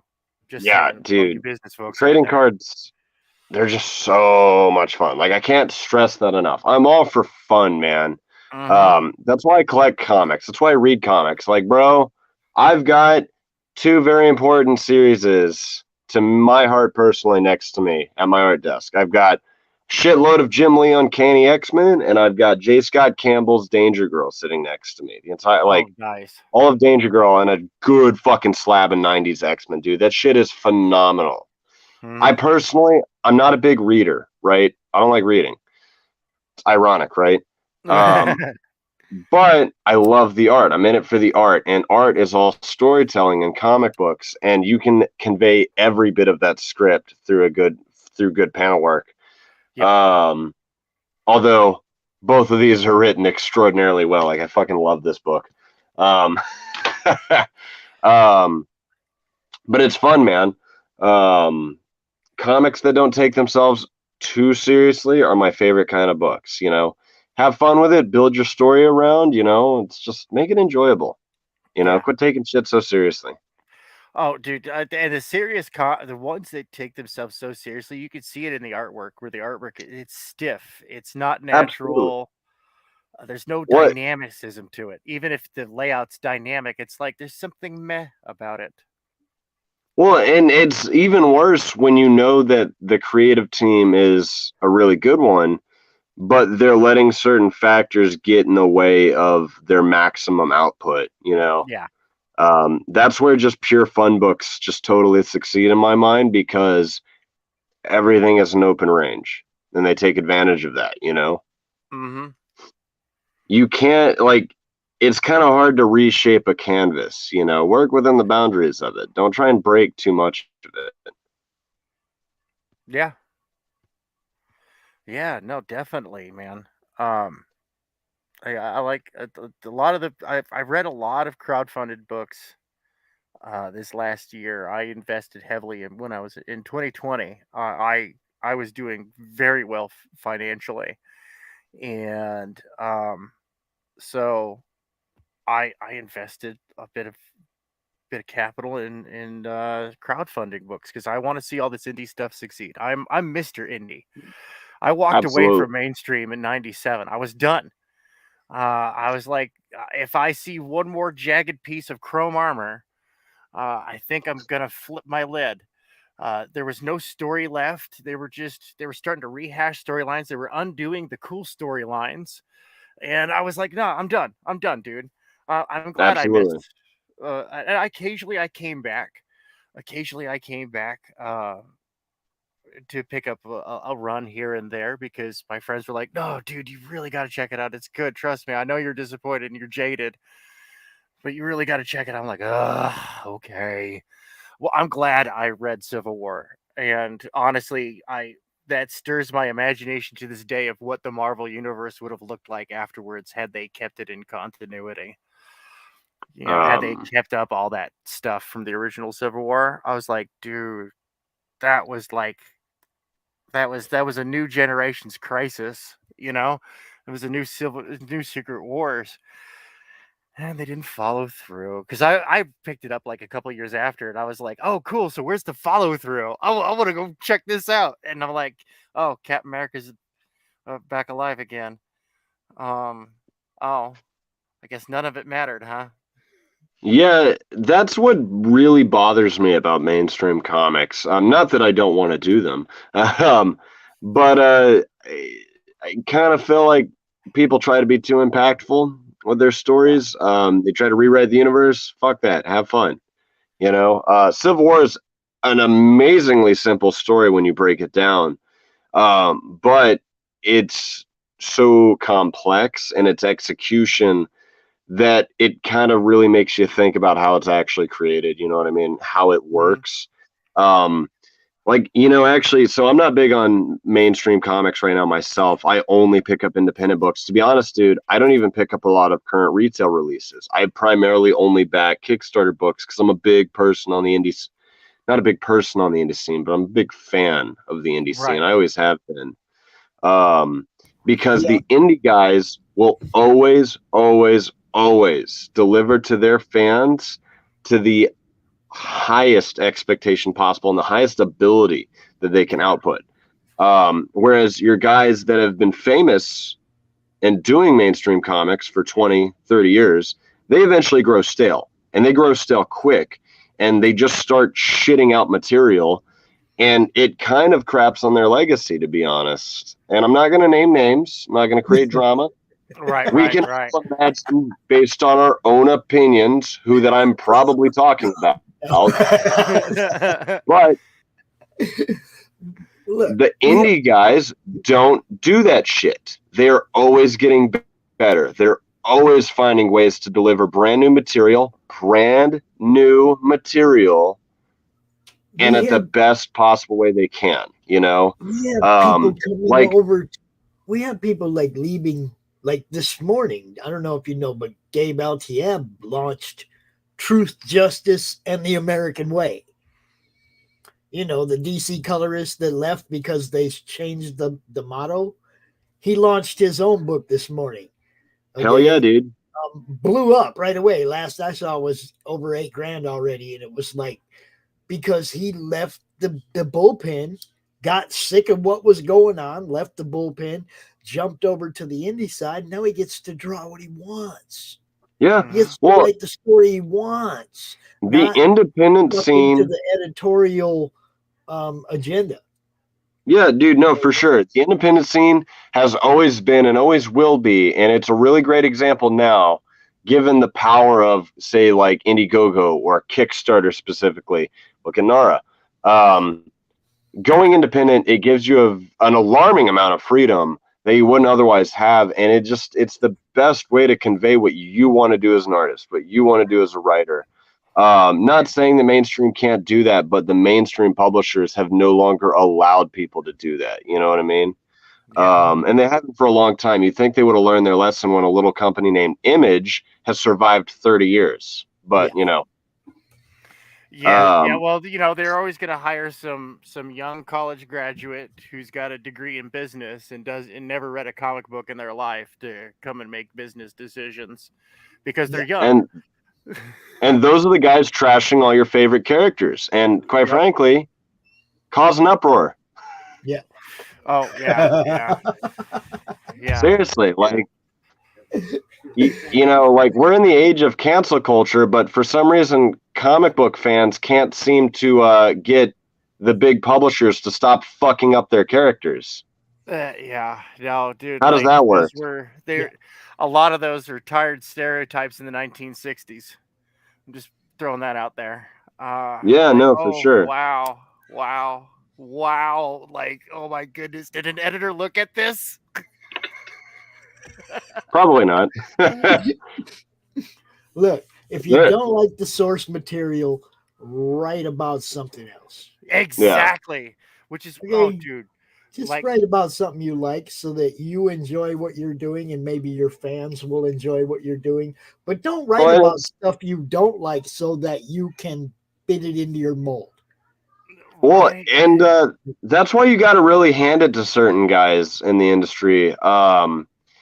Some guys have created characters and they have said out of respect to the fans, they created that character so that way they would not ruin the legacy of an existing character and ruin them for the fans. You know what I mean? Mm-hmm. Like a guy named John Byrne, one of the greatest illustrators of the modern era of comics. He went out of his way to do that with Alpha Flight. You know what I mean? And that's something that I really admire is that he was given the freedom actually to go and break that mold and do what an independent creator would do in mainstream comic books because he respected the fans so much. You know what I mean? I've been a lifelong fan. So anytime that I'm confronted with somebody that appreciates me as a fan, they get my love. Yeah. And it's like, what more can you ask for, That's the moment that I actually get starstruck is when somebody comes up to me as a fan. I'm just like, hello, human. I don't know how to deal with this. And I've still, even after a while, and I'm starting to get a following and stuff, and it's just like, wow. This is awkward. It's funny you say that, right? Like, because I've been recognized in public once, and that was actually from Instagram of all places, not even an actual book that I've worked on. And it is a funny moment, but I tell you one thing, right? And this is going to go a little off track from what we've been talking about, but I actually don't do comics for a living, believe it or not. I don't take this stuff too seriously. It's something I do for fun, you know what I mean? Which is why, even though I've been around for a very long time, there isn't a lot of content around, or at least not yet. I have bigger plans. I just, do it when I have time for it, do it when I want to have fun with it, I think too many people force themselves in. Yeah. No, I dig on that. I'm going to say, I want to look at this like, if you come in expecting to make a living at it, you better bring a fan base. Yeah, that's the wrong way to approach comics now. That hasn't existed since at least 2000. Yeah, you better bring a fan base because you're not going to make a living at this in independent comics unless you have people that love what you do. Yeah. I mean, you had better produce. And you better have some marketing and some promotion and be hitting every platform that you can with what you're doing. Just, I mean, it's a different game. No, absolutely. And that's why I would like to remind the audience, all the fans out there, the fans of any creator currently existing in comics, whoever you are a fan of, you made them. Mm-hmm. Think about that. A lot of fans, I feel, they don't understand the power that they hold. They vote with their wallet. They vote with their follow. You know what I mean? Don't necessarily continue to support a guy that shits on you. There are tons of guys that are really cool with their fans and they recognize that you made them. They have no career without you buying their books. And I got into it with this, with some fucking asshole in a comic book group. I actually left a lot of comic book groups because I got sick of these complacent fans, because I was mentioning that creators owe their fans everything, you know, because it's kind of a symbiotic relationship. One feeds into the other and vice versa. But without one person picking up your first book, nobody would hire you again. So I was mentioning, because one thing that me and Andrew are notorious for not doing, especially at shows nowadays, is we don't charge for autographs. One, because I'm not that big in this industry at all. Yeah. I'm a pebble in the pond, man. And he doesn't consider himself to be, you know, Jim Lee himself either. But a lot of guys without massive followings have started charging for autographs. And we don't understand that bullshit, because it's enough that somebody bought your book. That should speak to you as a creator. That is a powerful thing when somebody paid good, hard money for, especially in this world now. They went and bought your piece of paper, paid $2.99, upwards of however much they paid for it, for your creative ability. And the fact that you want to charge them to deface their piece of paper is fucking amazing to me. And the fact that people are willing to pay for it is even worse.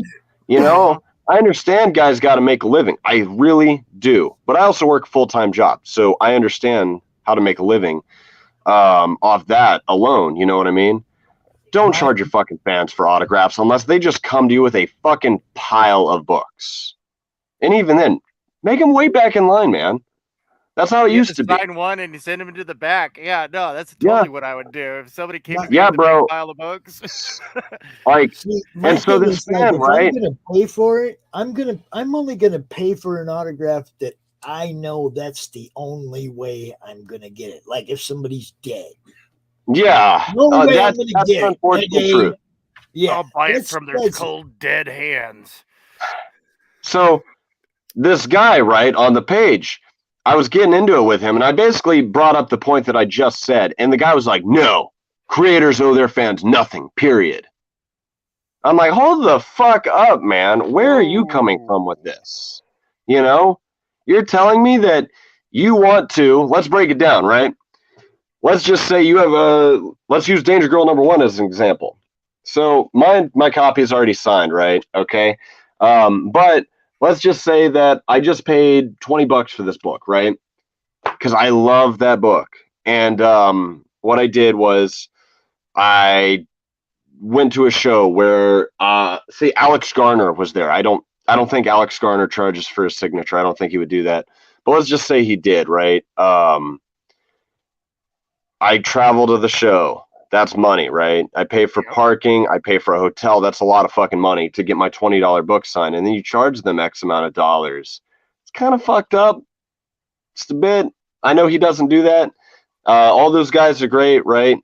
But I just think conceptually that charging your fans for a signature, I understand if you value your time a certain way, but give them at least 5 free signatures. Give them 10. You know, they bought your book. They traveled to the show to meet you.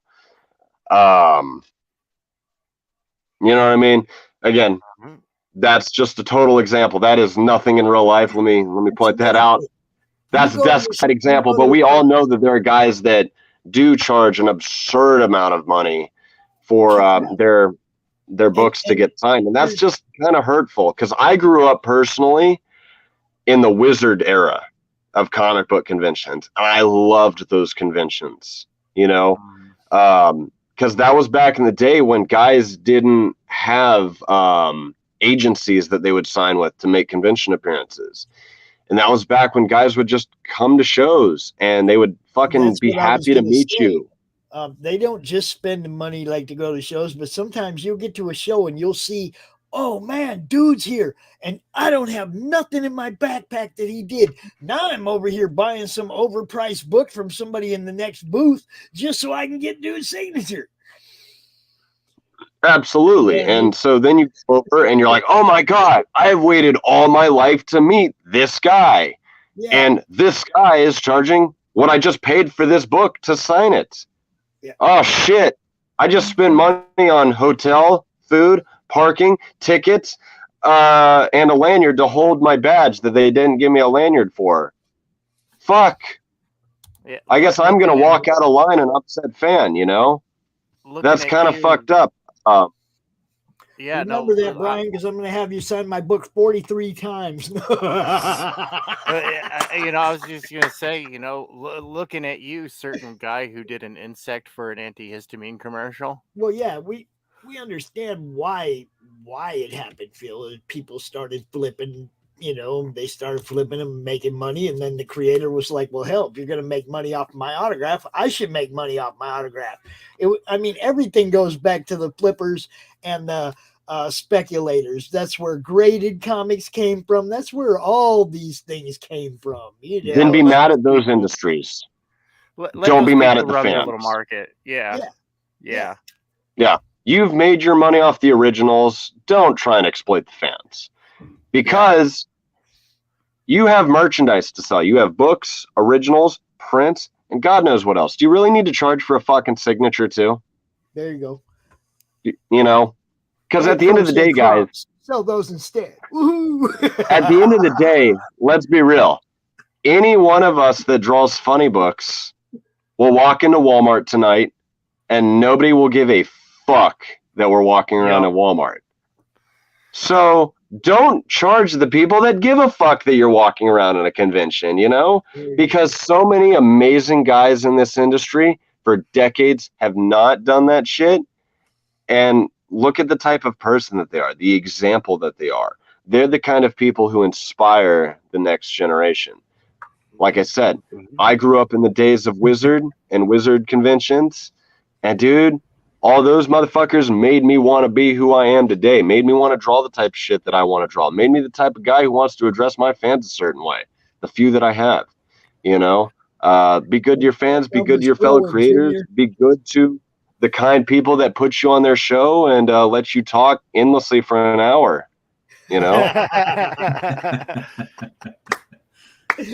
Hey, guys, go check out Gabriel's Facebook page. He's got a lot of cool stuff up there. His Instagram, which right there at the Gabriel Mangum. Go check it out. I said Mangum, not Magnum. Y'all get this right. Mangum. Yeah, that's my. Okay. It's like, you gotta know. Sounds like some Viking nonsense to me.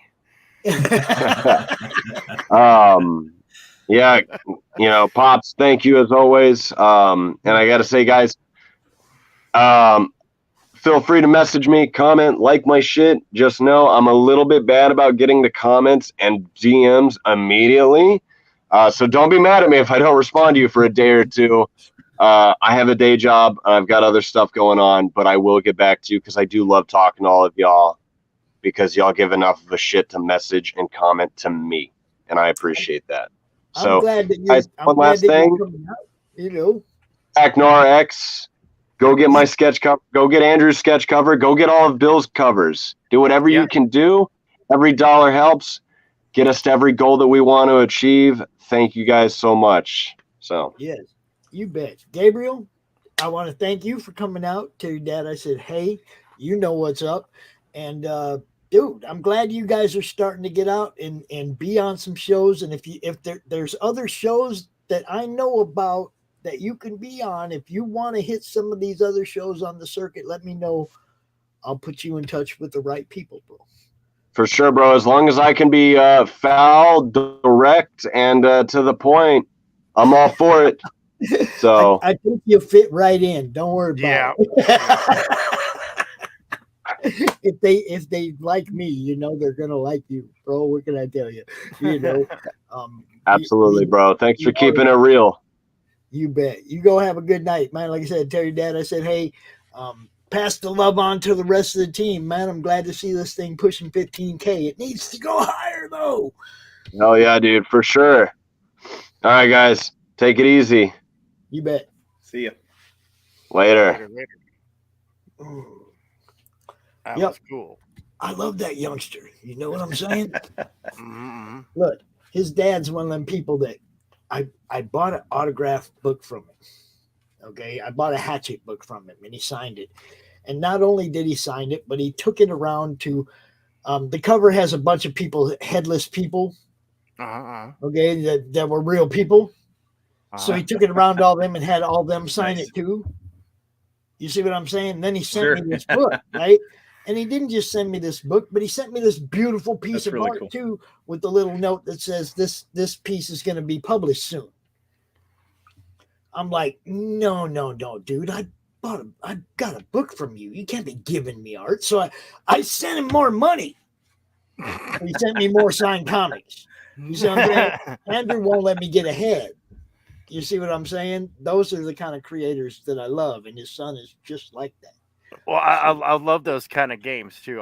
We had the floating case of beer debt when I was in the Army around the barracks. Never knew who owed who what case of beer, but somebody was owed a case of beer that evening. Yeah. And if not, then someone else would go into debt, and so this magical case of beer would just show up when we wanted a case of beer. Now, this next guest is not the guest we expected. That's right. That's exactly right. Mike having a little issue today. Yes. Yeah, Kevin's dealing with the kidney stone, man. So terrible, but yeah, he goes, "Hey, can you step in real quick?" And I'm like, "I don't have anything on. I have to go turn everything on and get going, man." So trying my best to get running here, but it looks like I'm good to go now. Oh yeah. Did you want to share your screen? You want me to? I can share it if you want me to. Right. Let me get out of something here and let me get up on this. Okay. So I'm hitting the wrong buttons. Here we go. It's a good Monday. It's a good Monday. I know. I'm telling you. But this still feels like weekend to me. I had Monday off, which was very nice. It was weird because the kids all had Friday through today off. Yeah. And I guess my son had a choice. He could work Friday or work today. So he worked today. So that was weird for him having Friday off and being here, for 3 days. Yeah. It was just weird weekend.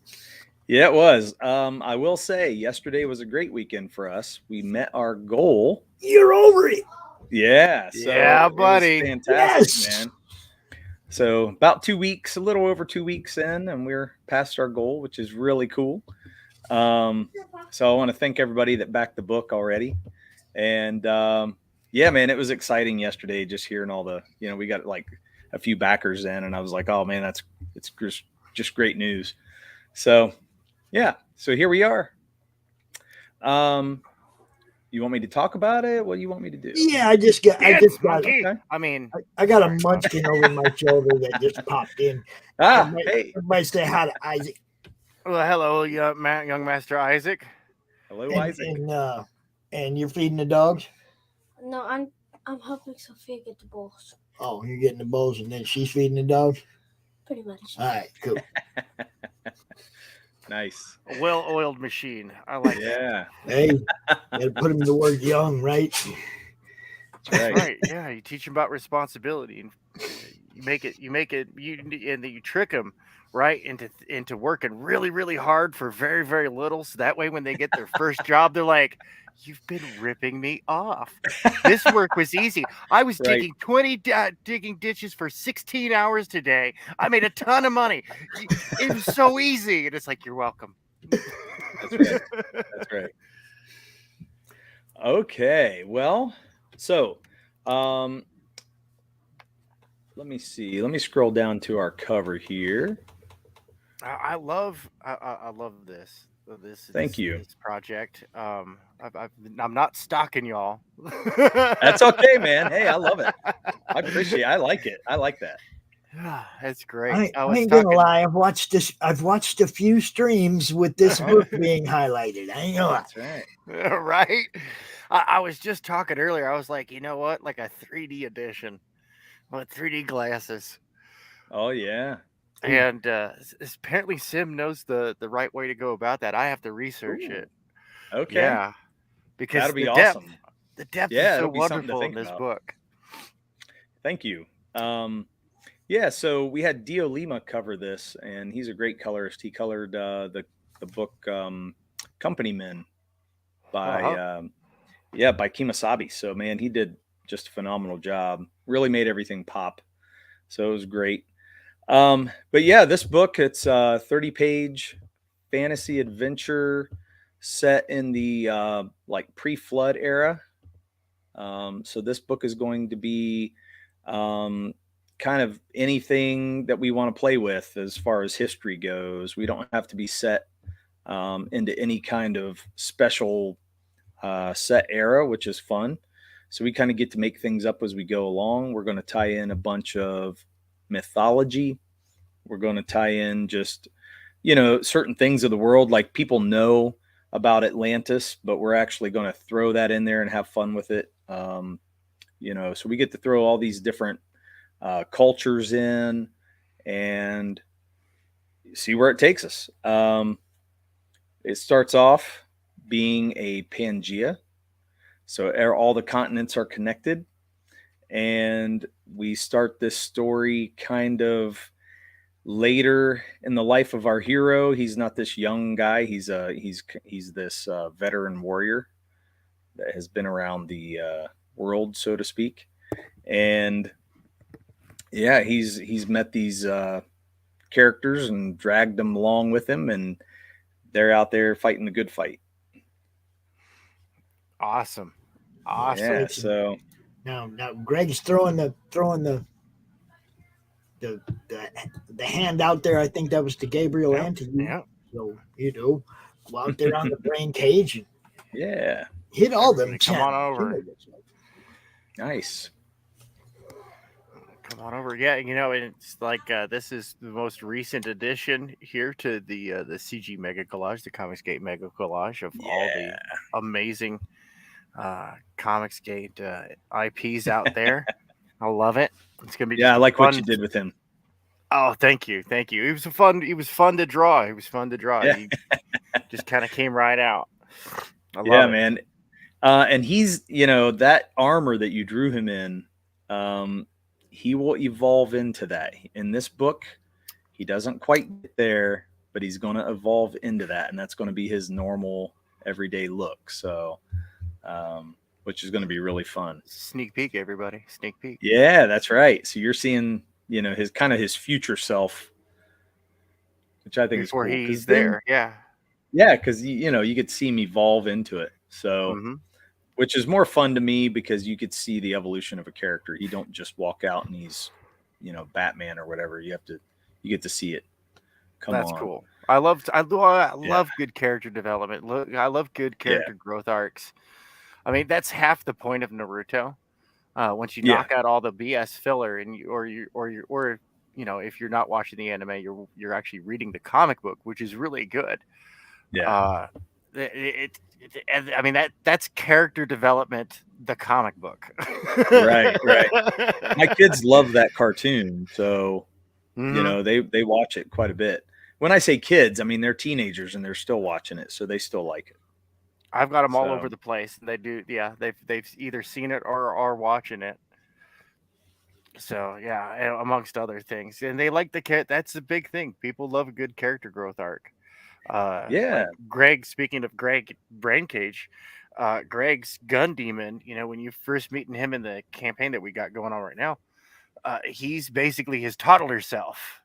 Like this is him as a kid, even though he's a bioengineered weapon from planet Hell. He's still a baby. Full grown as it is, right? It's still a baby. And then later, you get adolescent, brash, and unwieldy Gunny, and then you get wizened, veteran, pro S tier superhero Gunny. Right. Which is really cool. Yeah, I loved it. I love that too, because you get enveloped in the character when that happens. You can start and you feel like you're following the character at that point. You're not just diving in. It's you're being thrown in the middle. I guess we're kind of throwing people in the middle of this story, but the character arcs are really starting from the beginning. So, which is good. That's fun, man. I love to pick up a story at the beginning. I like to watch people grow. One Yeah. of my favorite trilogies was The Halfling's Gem by R.A. Salvatore. Oh yeah. Yeah, Did we and just get some action on this one? Did this thing Didn't- just jump? did it? It said 37 backers. Is that where? Oh we were? really? Well, let me look. You're Hmm. saying on this one, on mine? Oh, wrong man! I got the wrong one up here. Oh, Dang it. okay. I'm gonna give it a refresh anyway, just to make Oh. sure. But I just thought it jumped up. I was looking at the wrong campaign.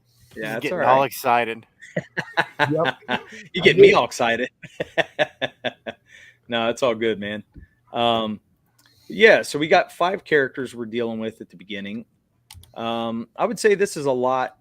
You know, Kevin is very much influenced by the X-Men, so it's kind of like a Lord of the Rings X-Men type of thing, where we're going to focus on a team of people. Of course, Mare is kind of the standout amongst all of them, but we are going to get some focus on the other characters, so it's not just going to be about him only. You know, Zune is going to be pretty cool. She's more of the fierce warrior, but she's very smart and you know, like the right hand man to Mare, right hand woman to Mare. Then we have his right Chiru. hand. Yep, she's his right hand. That's right. And then Chiru is this young, kind of kid-like character. He's definitely the youngest and least experienced, but to say that, he still has pretty good experience with this team of guys or people, and that he's he can fight, he can do things, but he relies more on his running ability, being quick and a little smaller than the rest of them, that he can get away pretty easily. Nice. Adelburn is the older, wiser, more stubborn Beastmaster type of guy. He's more barbaric, I guess, in nature, in the way that he looks and also the way he acts. He's more brute force. So probably the biggest of the dudes. The Team Brick. Yeah, pretty much. And then you have Sabra, which he's more of the scout tracker. You know, he's an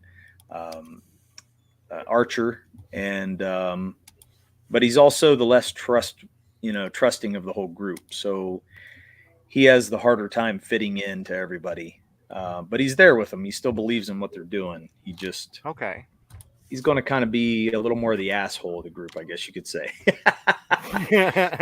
The team jerk. Yes, pretty much.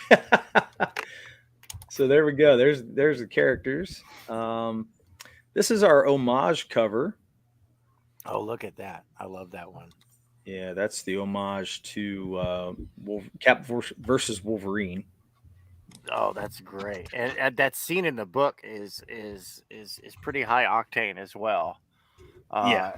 That is I liked that. I really liked that because subverting expectations is been used so poorly these days. But when you do it right, when you surprise the reader, when they expect one thing, but you surprise them with a good logical outcome that's different, right? Yeah. Same input factors, different logical outcome. That was a nice hook. I enjoyed that. I was like, hey, I had fun. Yeah. Remember fun? Yeah, really. Yeah, I mean, that's, it's one thing I always hate. I hated getting covers and you would see like a villain on there and you're thinking, oh, cool, he's going to fight this villain. And then you read the book and it's the villain's in there, maybe a panel or two or a page even, and then they're gone. And you're like, what's going on with that? Why did they tease us basically? Yeah. And so I said, well, whatever cover we do, no matter what, I want the cover to be, it happened in the story. I might blow it up and make that, look a little, maybe even more fantastic than it happens in the book, but at least it's going to be something that happened in the book. You're not getting a facade. So that was part of this. And I just thought that was a badass cover. So. Yeah. Yeah. No, it's a great homage, and it's just originally done in this manner. Yeah. But it's like, oh my goodness! As soon as you point out as it's an homage, I'm like, oh, now I see it. Yes. Yeah, man. It's so it's Mike Zeck. He drew the original, Mm-hmm. and he is just one of my favorites of all time. Actually, I think he did some of the greatest covers. You can see his name down. I put Derek Clay after Mike Zeck down there in the corner, just so everybody could see that. But I mean, yeah, he did, covers to Secret Wars and G.I. Joe and awesome Punisher covers back in the day, and just my favorite stuff growing up. And so I felt like I had to. I had to. No ifs, ands, or buts about it. And it made for a striking cover. It really does, and it's a great comic book cover because it's an advertisement for what's inside. Yeah, it's striking. I want to see what that story is about. Secret Wars number 8.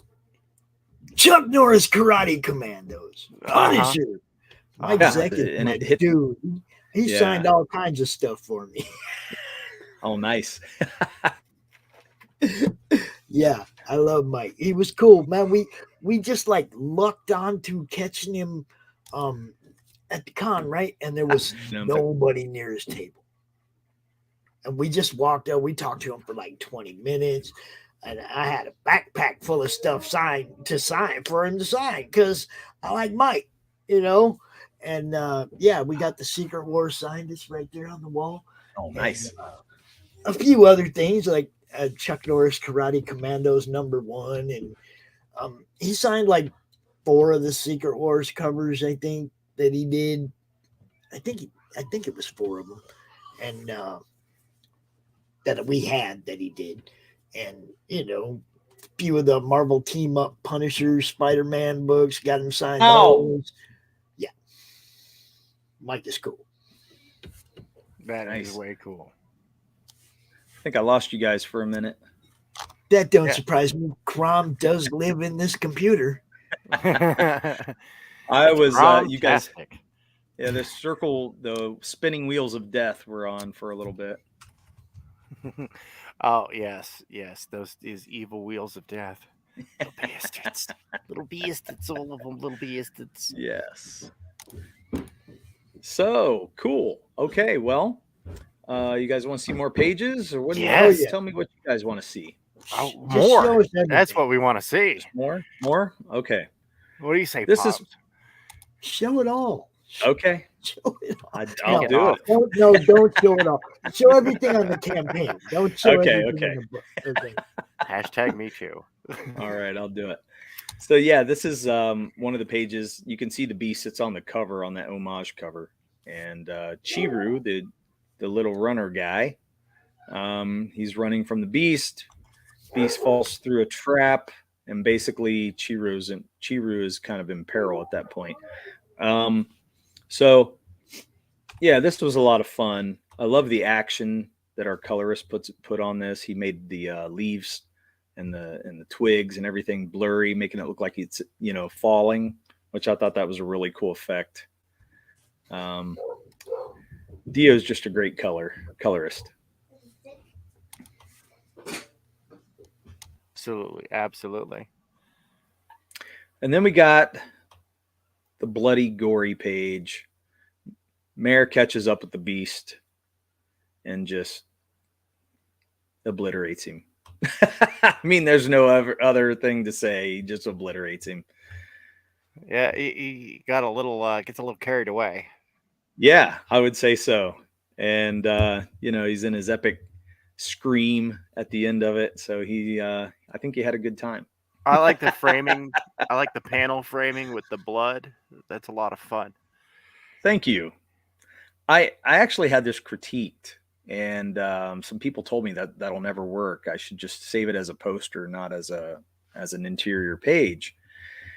And I couldn't help but just think, okay, I appreciate the critique, nothing against anybody that would say that, but I just couldn't settle with it. You know what I mean? Yeah. I was like, no, the effect works. And I think if you look at it, and you even look at up at the top where the blood fades off in the darkness, and and you get the blood spatter. I'm like, that's a great visual effect, you know. It's gory but fun, and I enjoyed it. Now, before it was colored, it was really hard to kind of pick out some of that stuff. But once the color came in, man, the design of it really came in, and I was happy with it. So Yeah, the blues and the reds, they contrast very, very nicely.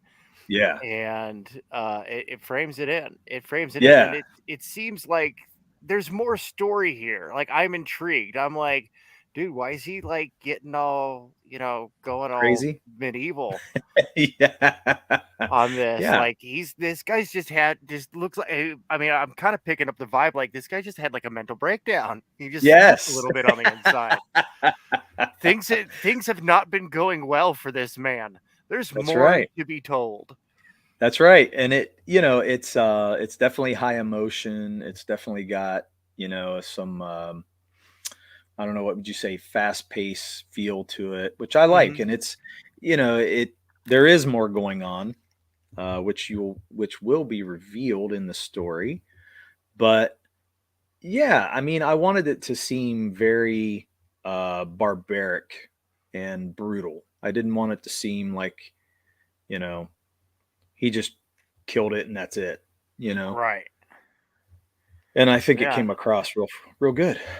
No, I'm interested. I'm intrigued. I want to know what's up Awesome. with this guy. As a reader, I'm actually intrigued. I want to know what's up. Like that. That's good. And then we go. I mean, this is a pretty tame page, but you can kind of see. I'll scroll slowly so people can kind of see what's going on. The team runs off. They're going up to the mountains, and on the side of the mountain, they start having a conversation, and not a nice conversation, obviously, and start yelling at each other. So that forwards the story a little more. I wanted people to kind of see some interactions of the characters, which it's really hard when there's no dialogue, but yeah. Well, no, see, that's where you got to rely heavily on the visual storytelling, and I like it. It did. Yeah. There's emotion conveyed. That there is an interaction going on with these guys. The one guy looks like he's getting pretty heated. The other guy's got, get your filthy, stinking barbarian paws off me, you damn dirty ape. That's exactly going what's this happening. Way. No, yes. But yep, they're fighting I'll about tell where you they're one headed. Thing. Like there's something going on. He's pointing something out, like, and the other guy looks pretty taken aback by this. Yes. Whether it's like, the fuck, did you Yes. touch me? The fuck you say, Yes. or how dare you? We haven't got to turn that page. That's so right. Now I've got to go turn that page. Good. And I like that because they're fighting over where they're headed. You're exactly right. And you'll just have to read, but yeah, it leads us. Good visual storytelling. There you go. And I love how you lead the depth of the scene, foreground, middle ground, background. Yes. That there's something to it, and that makes the wallops really pop out because all of a sudden they're just in your face. There's nowhere else to go in that picture. It's just right there. Right. And that's a nice little bit of visual storytelling as well. Thank you. Yeah, I'm actually very happy with the way this page came out. And this is my first round, doing comics. And I'm sorry you can hear my dogs in the back. Oh, yeah, you're fine. I think my wife stepped out and they're kind of jealous that she went outside. It's ambiance. Yeah. Sorry about that. But yeah, I'm proud of this page because being my first comic and the fact that the composition really worked. I was very proud of the composition. Even though it's simple, it just came off really easy and nice. And it does draw your eye right where I want it to be, and it works. So I'm happy with it. But yeah, we had to get the old clubs in there. People getting whacked in the face, cracked over the head. Chiru even gets a little bit of action in there. And then, they're facing more. And it's So, like, oh man, these were Yep. just the scouts. All right. Yep, there you I got a go. request, guys. Yes, Yeah. Request. We have one more surprise guest that wants to pop in, but he's stuck in a conference call and he wants to stall. So keep talking. Okay. Cool. Keep Cool. talking. I can do that. I can All do right, that. I thought I was I'm good taking at forever that. getting through this, so I'll See, definitely make it's it work. my fault. I'm the one who's like, I love the techniques that you're putting into this, the storytelling and stuff. I'm really enjoying this, and this Thank you. next page down here with the guy with the flaming lanterns. Yes. Right, There he that one. is. That's the one where I was like, dude, this would be a great 3D comic. Yeah, yeah. I mean, eventually I would love to, animate it or do something like that because I think it'd be cool. Yeah, his lanterns, we don't even know what to call them yet. Like, we're trying to come up with a name for it because Mare's weapon is the hammer axe. Mm-hmm. And I need to call these something. It's just, I think they're unique weapons and they're something you don't see people using much of. And that's what we're trying to do. Just play a little bit and see what we can come up with. Well, if we yeah, can come up with anything. That's that 12th century China weirdo stuff. Yes. Yeah, where you just like, you're inventing. It's Battle of Agincourt. Yes. Where they're just inventing new wacky tools of murder. Yeah, exactly. Yeah. If you look, there's blades on the bottom of the lanterns. So it can cut you if it gets you. Looks like it's it would stick into a wooden thing, but not too deep that you couldn't yank it back out, but long enough to set it on fire. Yeah, and it's got little barbs on it too. So if you look, they overhang a little bit. And so yeah, if you pulled it back, it would rip. Yeah. So it's a pretty brutal weapon. It would be searingly hot. You can see it glowing orange. And then of course, the stuff inside. I don't want to give too much away, but that is a weapon in and of itself. And so it's this substance he's come up with that burns for a long time, and he can kind of whip it around and it doesn't go out. Proto-Greek fire. Yeah. So it's something that he's able to use in multiple ways and makes him a pretty dangerous foe, which is fun. New Genesis design says Whip of Torment. Yeah. Hey, there you go. Whip of Torment. I like that. Yeah. I want to see that deal. I want to fight against that guy in a video game. I want to play that guy in a fighting game. Yeah, I mean, I've never seen a guy that whips, lanterns around like that, throws them at you and all kinds of stuff. I mean, usually it's a dragon or I don't know. Right. Maybe you get it in Mortal Kombat, something like that, but not very much. This would make a great 8-bit video game. Where you, like, maybe like instead of power-ups and stuff, you just choose a different character you want to play. Yeah, that'd be cool. It does stick enough that it sticks in the mud down there. And, yeah, I like that with his shot errant. Yep. And kind of setting him up. Yeah, like there you go. And that does set him up, and that's exactly right. So we kind of end right there at this point, but there will be more. Then we go to the wraparound cover. Yeah, I love that wraparound cover. Gentlemen. Yes, sir. Watch this. Are you ready? Yeah, we're ready. I'm ready. The Master. Oh, nice. Namaste. Hey, hello. It is the man himself. What's up, Nice to Mike meet you. Barron? How you doing, my friend? Doing good. How are you doing, sir? You're looking good. Thank you. I managed to stay active. Nice. Nice. We just about done covering this one, but I definitely Yeah, want to talk to you close. for a few, and I know how you are prone to skip out at the last minute.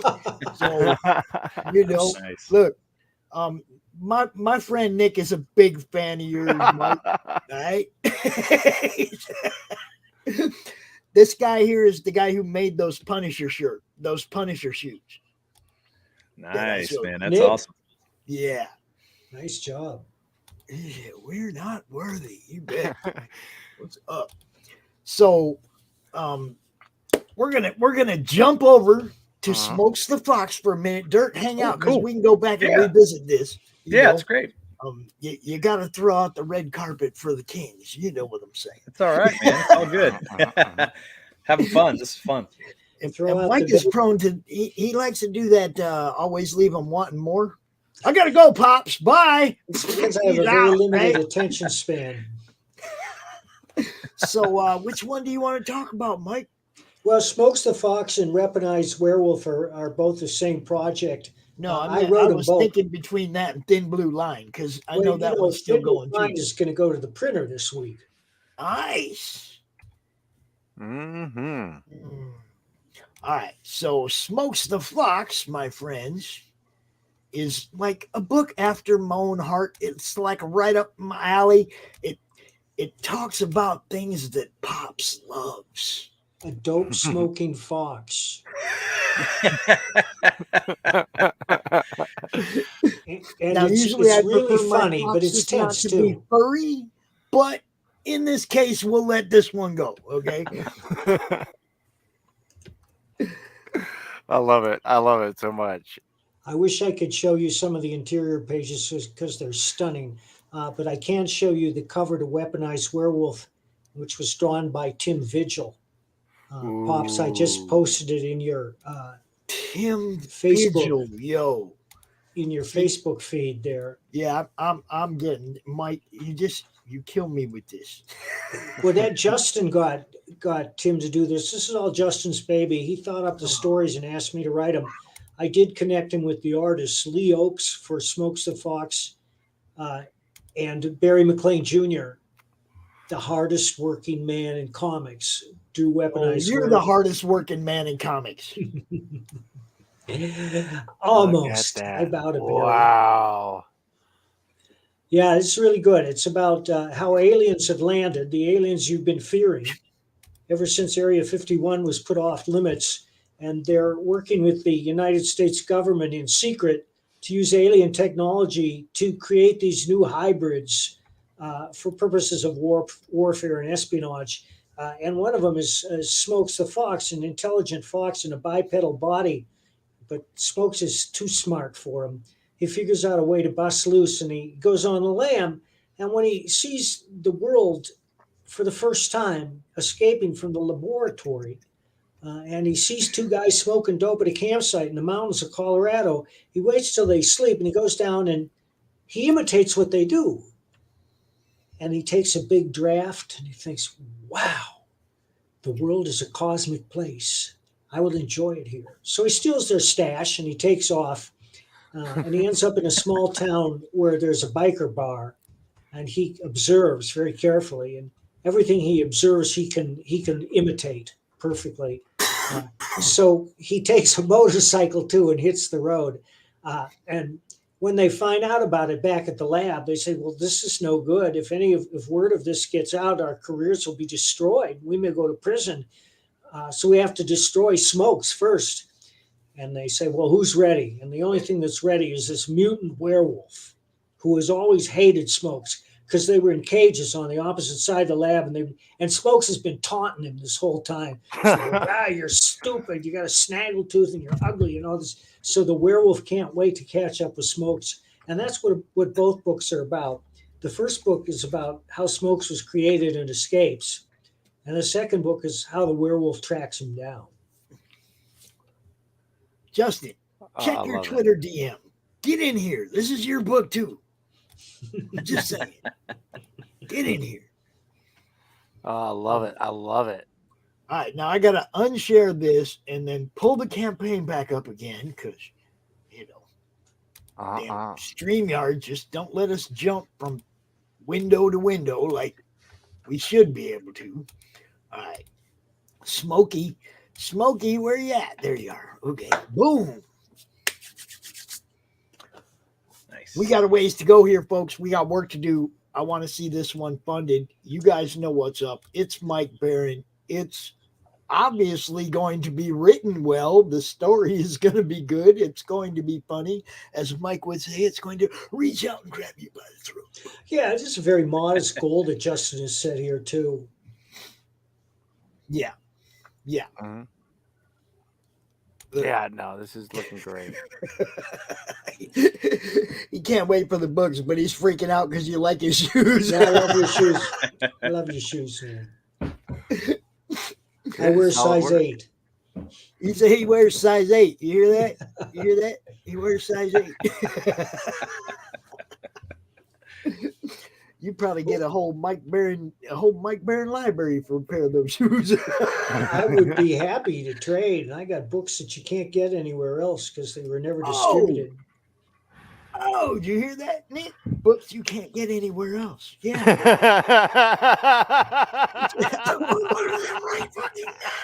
Unfortunately. What kind of shoes you like, Mike? What? Punisher shoes. No, I mean, like, do you like what brand? What kind of shoes do you like? Well, anything but Nike. Oh, see, I mean, he's got all kinds of stuff. Converse, all whatever, Yeah. What's New Genesis' name? What's his name? His name is Nick. Oh man, I do not want to butcher his name, Nick. But I will. Well, the guy I forwarded you that video in your inbox. Oh, okay. It's from him, right? Great. So, yeah. I agree. Well, maybe. Sounds like my house. Jeez. Somebody dares to pass in front of the house. How size 8 on it. There you go. Yeah, man, dude. Austin. And there he is. It's Justin Belmont, the other guy involved in this Smokes the Fox project. Hello. Hey, what's going on? Hey, you tired? You working? What? I was just working out, and then I saw that you were live, and then I saw Mike, and I was like, what's going on? Yeah, he hit me on the slide. He said, hey, can I get in on that? Hell yeah, you get in on this. We're blowing smokes, Justin. Blowing smoke? Yeah. Yeah. Now, see, Mike's got his shades on just so you can't tell whether he's it looks cool. Or not, see? It's got Bob and Mac.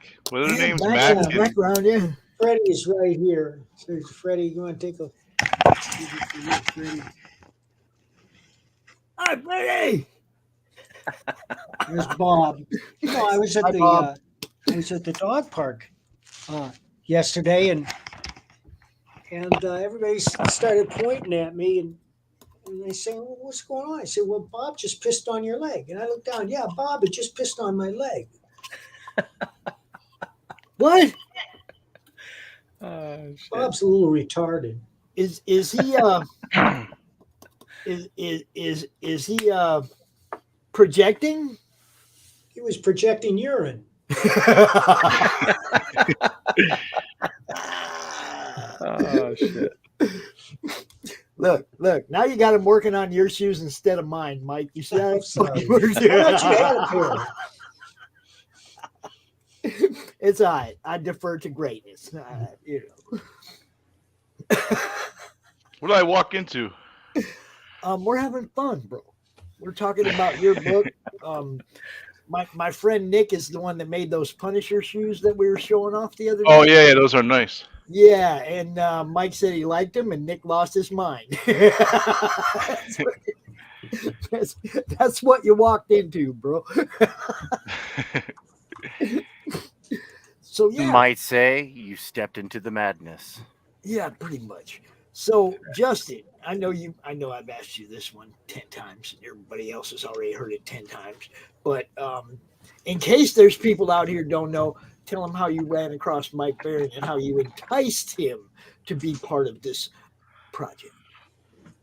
I met Mike a bunch of times at local conventions out here in Colorado, and just like recently, like in 2018, I think it was in November at RockyCon, I walked up to him and pitched my pot smoking fox, and he said he was in, and he said it in a weird way. I wasn't sure if he was joking or not, but he was serious, and I got him to write this great script, and everything's ready to go now. Everything's done, the lettering's done, coloring, all that stuff. Nice. Wonderful. Now, Mike, sort of already ran the story down. So, Oh God. I love smokes. Tell everybody I what guess you this do. is. A little cosplay. Yeah. I don't know how you're gonna cosplay Smokes though. That's a problem. Oh, that'd be no problem. You must have seen some of these furries at these bigger cons. Oh Yep. man, no, it could Army be done jacket, epically. no problem. Yeah, I guess it would be expensive though. Cost is no object to these furries. It's true. So this is the very first. It's not the very first, but it's one of the first. It's the last surviving drawing that I have. It's like a toilet paper almost. It's like so fragile. My mom sent me a folder in the mail with a bunch of old stuff that I had from my room, I guess, or she had it in storage or whatever, and this was inside there, so I just scanned it for you. Hi, Show you Bri. what. Yeah, that's the Dawn Heck cover. Perlin. Oh, Don Perlin. Oh, dude, yeah, Don Perlin, man, that guy's so cool. This is what happens when you partake with Smokes the Fox. That's right. See what that Yeah, he came out of retirement to do this one, and then Bob Layton did the inks, and this is the Gerhard cover. Interior art looks good. Yeah, looks nice. You see some of Mike's words here. If you zoom in, Oh, I cannot please. zoom in. Save that for the book. I have no skills that good. So, Pops, what you do is you hold down the control key on your keyboard, and then you use the scroll wheel of your mouse. Oh, wow! I didn't even know Look that. at that. Wow, I didn't even know that. Things There you you go. learn when you have the Nice. right co-host. Look at that. Man, I've been using the computer since I was 16. I didn't know that. Oh, look at that. Oh, but it's a little hard to control, though. Okay. Yeah, the zooming in and zooming out, and then you release it to go back to your regular scrolling program. Nice. Yeah, it looks better. Each little click of your mouse wheel will raise it and decrease it by a certain increment. I think it's by like 25%. So it goes like 125, 150, so on and so forth. Oh yeah, that changed things. I love the artwork. I love how he contrasts with his environment. So cartoony, like OG Mask, Like here's this character that's just he's too much for this world. Like this guy is like he's bigger than this world is. Like this is a character. I got I another love that. question. I got another. Who taught this fox how to ride a Harley? Oh, you watched a lot of TV. Yeah. He did watch a lot of TV. Who did Sons he of steal the Anarchy. Harley from? Pardon? Some poor Who fool did he who's- steal the Harley from? From a gang. They're all inside getting drunk. And Smokes knows how to hotwire a bike. And, a lot of Harley riders, they don't even use a key because they know that nobody would dare steal their bikes. So most of the Harleys you see parked around, at least in rural areas or at biker congregations, they're not locked or anything. Anybody could get on one and ride away. All right. All right. So he stole it from the guys he beat up. He has big balls. Good stuff. Y'all know Brian Christgau. He just what's can't up, wait Brian? to read this one either. So, Six Gun Gorilla. yeah, there you go. right. Who also is doing a CRoMniVerse crossover story with the Six Gun Gorilla and Crom. Oh, nice. Such crazy stuff going on, man. I'm having way too much fun. I'm not sure I deserve to be allowed to have as much fun as I'm going to have with this project over the next couple months. But Do they have legalized marijuana in Michigan, Pops? oh yeah, that's why. See, look, we were just down below the border in Indiana a couple years ago, and when they legalized it, like, yo, we need to go north. About 30 miles. About 30 miles north. We'd be good. I got family that lives in Michigan. I mean, it. I don't see the blue side of the state, so I mean, it's nice where I'm at. It's like deer run by. We got lakes to fish in, like within walking distance. You can drag your kayak out to the lake. It's I'm happy where I'm at, no doubt. Walking distance is within 2 hours. No, I mean, I can look out the back deck and see one lake, and I can look out the front door and see another one. Oh, that's gorgeous. Yeah, I mean, like awesome. walking distance, like half a block down to the one out front. A Oh, little bit that's farther to the one off the back deck, maybe a block and a half. See, I just had to clarify because I'm here in Los Angeles. Walking distance has a whole different metric. Oh. when I lived in Corona, walking distance was the dispensary on the corner. Wow. Yeah, it's about 10 miles to town for us. That's walking distance. Yeah. Well, I mean, I'm way out of town too. That's I mean, obviously there's no town on the lake. Right. So I mean, yeah, town's a few minutes that way, But we just have fun, man. There's a lot of cool stuff out here in the boonies. Hey, Pops, you got to keep scrolling because you haven't even gotten to your favorite part yet. My favorite part? Yeah. You guys got a lot of mosquitoes, though, too. Holy shit. See, here comes Crom sneaking in and stealing the weed. Oh, no, it's smokes. See, I'm telling you, they are kindred spirits. Boys, I got to take this call. All right, sir. Thank you. As always, leave them wanting more, buddy. All right, Mike. They're like, what are you doing on Pop's show? Promoting? You should be writing my book. Oh, that's great. Hey, I got to sell the other book. No, dude, Mike is the best, man. He is. Yeah, I was talking to him earlier today. We were talking about smokes. We're trying to get to 50% of our funding goal. Pretty close. Just got to get to 2,500. I think we're at like 22 something. Yeah. 2220. Now we need to slow Nick down on what he does on these shoes though, because they could be Smokes the Fox shoes. Oh, right. That's cool. You think Mike would wear some Smoke shoes? I don't know. Yeah. I mean, I know he'd wear Punisher shoes, but what about a painted hat he would wear if you made a painted hat?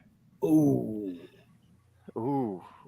that would be fun. He does like to wear hats. I don't know about shoes, but hats.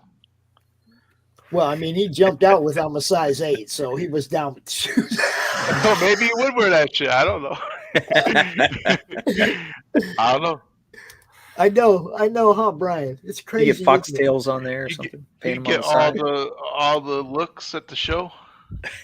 So I love your featured perk. I love the artwork on this. I'm looking at your featured perk, the Epic Bundle, and is that like a stamped metal like little vanity plate? Let me see. What are you or is that talking a patch? What is that? I'm trying to. Are you talking about the Smokes plate? Yes. The license plate, right? Oh, it's a license plate. It's made out of aluminum, but it's pretty strong. I mean, it's not like everybody thinks aluminum is like a can of pop or something. Right. Fuck, right. I say pop now. I mean soda can.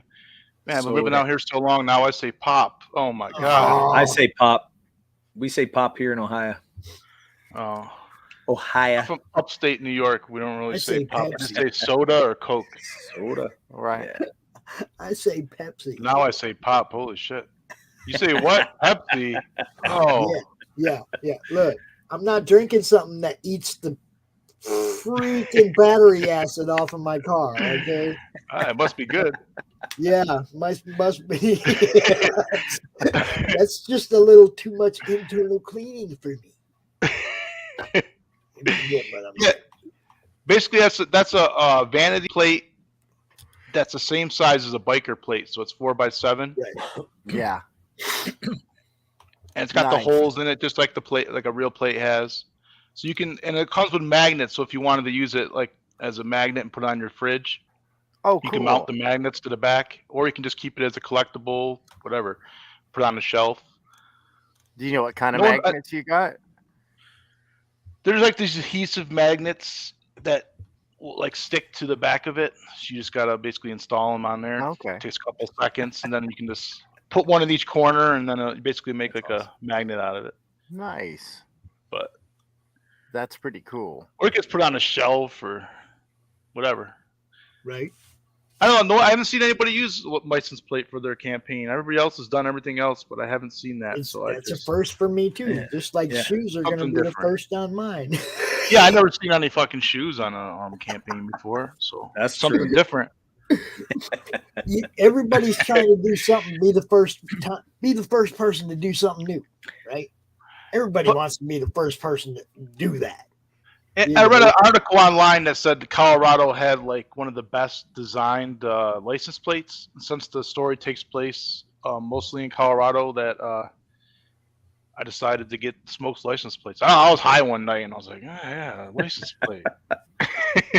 And that's what came out of my head one day.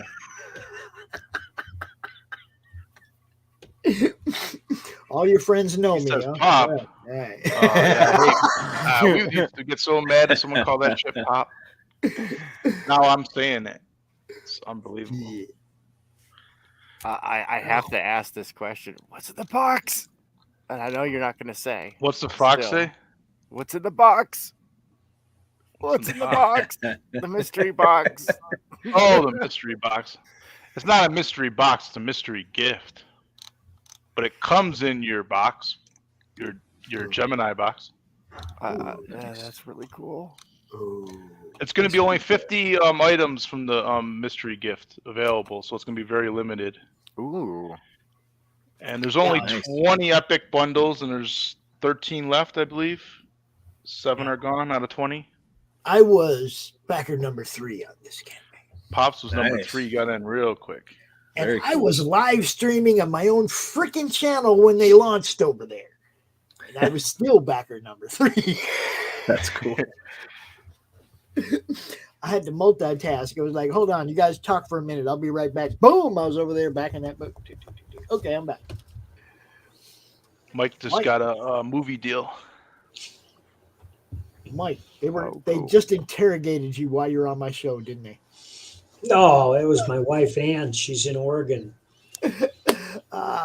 She's tell at, her I said hi. She's at an Indian casino making donations. Oh, those kind of donations. You got to have, as long as you're having fun, right? Yeah. Yeah. Yep. That's what you're paying for. That's the service you're paying for is fun. You remember fun? So I like this fun. amazing Starting to creative forget. team, Justin. This team, bro. Yeah. Nice. For Dude. real. Very It just cool. keeps going. Yeah, Yeah, I know it it's keeps awesome. going, but I'm just saying, it's like what you did here is like definitely what we were just talking about outside the box with perks and stuff. You went outside the box with talent. You know, it's like you did exactly what I try to say to people all the time. You want to give the fans the very best product you can give them. The very best. And you Yes. went out and you got some of the very best people you could to be part of this project, which is just what you're. It's what you're. I got supposed- local talent, I got Comicsgate talent, and I got veteran talent. So a little Yes. bit of everything for something for everyone. Yes. This is a heck of a list of tenure. You know what I mean? It's For like the a who's industry. who, huh? It's beautiful. It's like a who's who. Or a what's what? What's Well, what? you know what's what because you wrote the story. See, you had the inside track on everybody. And getting Dawn to do a cover for you. That's so awesome. Like for real. Because I can't think of anybody in comic books more qualified to show somebody riding a motorcycle dangerously. Well, I hope not too dangerously. So, Don's a good Mike, guy. Mike, I gotta say something about this cover. I love the little flames on the back tire. I'm just I like that little wink and a nod. Nudge, nudge. Say no more. Say no more. Those flames are actually a tribute to the first appearance of Ghost Rider. I Yeah. don't know if you remember that. Yeah, no, that's why I'm geeking out on that. I'm like, that is Yeah, so if cool. you look at it, you're the only person that noticed that. I'm like, dude, I can't think of it. I've been I hinting mean, at it. noticed it was from that Ghost Rider cover, but everybody else noticed the fire, but they didn't notice what it was from. Yeah. Mhm. Oh, look at that. Nice. Good eye. Thank you, sir. Phoenix animation, the metal bottle openers. There's also something with that moon that you might notice. That's somewhere else you might have seen it. Yeah, there's you know, there I get a little bit of, and I want to say Werewolf by Night kind of vibes off this as well. But I don't quite know. That moon. I don't know. The moon from the main cover, the Don Perlman Mhm. cover, that's from a Cerebus cover drawn by Gerhard. I think it Oh, was issue 105. holy cow. Nice. That's cool. All he did is change it orange, which is the exact same image, and just threw it in the Yeah. back there. So it's two covers in one. Oh, that's gorgeous. That's gorgeous. That's a nice nod to some of the greats right there. I love it. Love it. So it's fun. That is And a dual homage. yeah. Yeah, it is. And it's animated. If you watch the trailer at the end, you can see a little bit of the animation. Oh yeah, we should. Do you want to watch this? We can do that. We can watch the trailer. We Or you can just watch have the animated capability. movie. There's an animated movie on my YouTube. Oh, we got to definitely get that link into the chat. Holy Yeah, smokes. put that in the private chat for me, and Please. All right. then I'll share that screen. I just wish they had sound. There's no sound, unfortunately. No sound. That's all right. We'll do voiceovers. Well, the trailer has sound, but not the animated skit. Well, that's all right, because sometimes sound gets me in trouble anyway. You never know what kind of music they want to slap you with a copyright claim for, you know. Yeah, I heard people get strikes on their own music that they own. Yeah. Because it's been posted on somebody else's channel or whatever. I love that second cover. I love that cross hatching. It's gorgeous. Oh, that's Gerhard, man. He's just amazing. He's put so much. His lines are like, I don't know, just so tiny. I so really get detailed. into that stuff when I'm working traditionally. Now, I never get into it when I'm working digitally, but when I'm working traditionally, I get way into that stuff, and I love it. That's fun. Look at that texture too, just gorgeous. Texture on the owl kicks ass, man. It's awesome. Yeah. Those are all nocturnal animals from Colorado. Okay. So I don't know if you're familiar with Gerhard. He's known for drawing like animals and backgrounds. And he did this piece, you know, Wolverine and Hulk, the first appearance of Wolverine, where he's fighting Hulk on the cover. He did this print where he put all the Canadian animals in the background. So I got the idea from that, but in this cover, it's all the nocturnal animals from Colorado in the background. So you'll see a bunch of them on that cover. So I got inspired by his other piece. Very All right. So you guys ready for this now? Yes, sir. All right. Let me fire this dude up.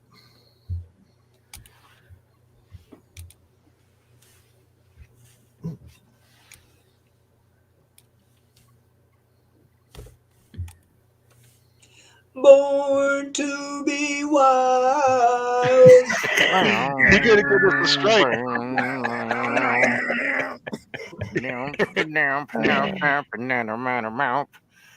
Holy. I love it. Maintaining one's newfound freedom. However, Sneaky, sneaky. I'm so sneaky. is another. Oh, yeah. I'm going to get him. I'm going to get him so good. He gonna be Yeah, like, we know there's no "Man, sound. They said there's no sound, bro. why'd There's you no get me sound so on audio at good?" all.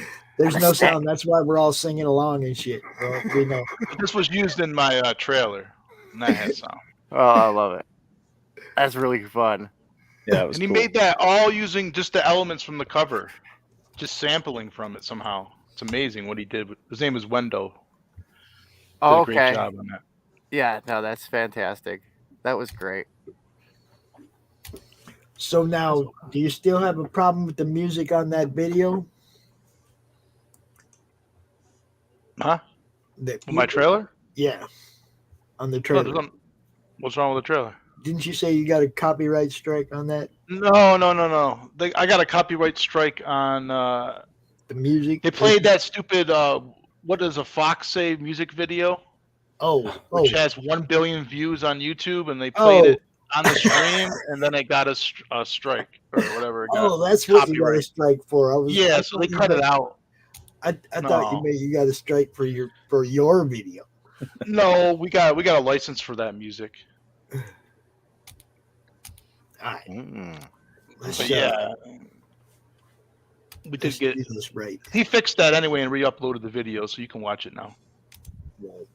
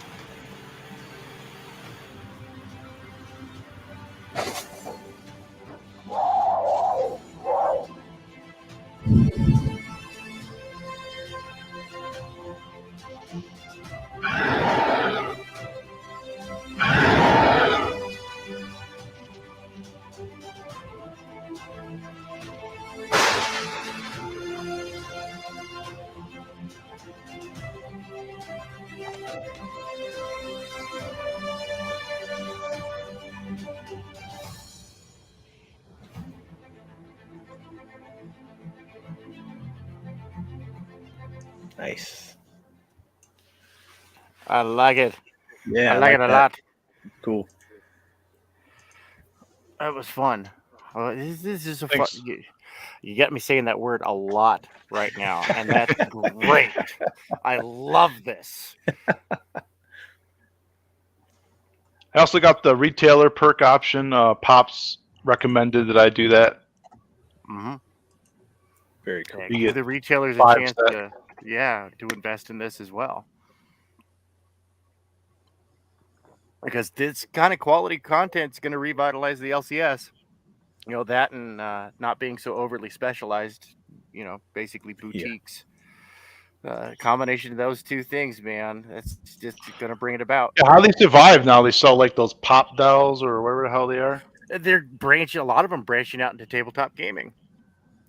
Yeah. And wisely enough, because Magic the Gathering, Dungeons and Dragons, even your off-brand stuff, that just sells gangbusters, no matter what it is. Oh, It yeah. just sells. That's big in Columbus, man. That's what we have in our comic stores. They're going from a comic store to a temple of nerd. Yep. Definitely, man. That's definitely what it is.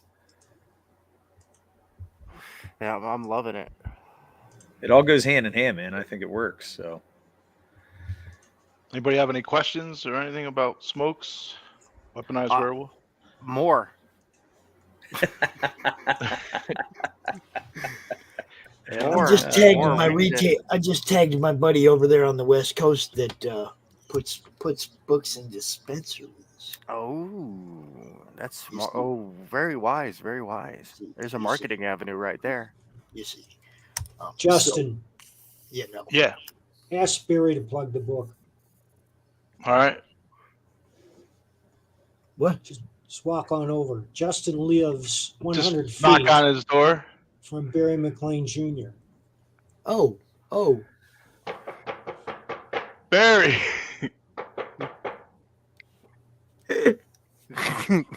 Yeah, get him on the show. Yeah, get him on. I did ask. I asked almost everyone if they wanted to come on. You don't ask It's not him. You easy tell getting him. these guys rounded up. Don't ask him. Tell him. Just, hey, man, jump on the show.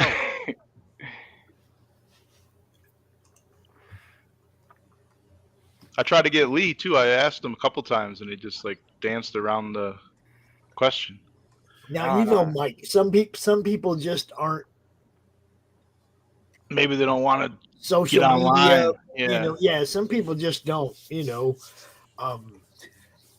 I can remember back when I first started doing this, and there was like people that, what are you talking about? It's like, it's the only way you're gonna get seen, bro. There ain't gonna be no cons all summer long. Come on out. And I created, I brought some of these people out that had never been on the live stream before. So, It takes getting used to, man. oh yeah, It really it was does. fun. Oh, what's up? What about good stuff? Hey, what about? Creator was Hail. Hail, good stuff. I'm going to be on Good Stuff show next month. Oh, outstanding. Me too. Me too. I gotta get lined up for that. And Don Chin this week too. Oh, Don's always very Wednesday. cool. Sounds great. I will definitely be tuning in and sharing that out. You know what's up. We definitely we promote the Chin. Yo. It's a really good guy, man. Oh, yeah. So is there anything else here that we didn't cover? I think we covered everything, right? We got we got the awesomeness, the featured tier. What's in a box? I love that set of choppers, right? Yeah, for real. I love that. Like, it's like you want to be let out. Oh, okay, yes. Yeah, Weaponized Werewolf is more of a horror book. A lot of action. Yeah, like I'm just gonna bite this ram's head off. I mean, neck off. Yeah, I'm just gonna bite his head off. Right. Just doing some feeding. Yeah.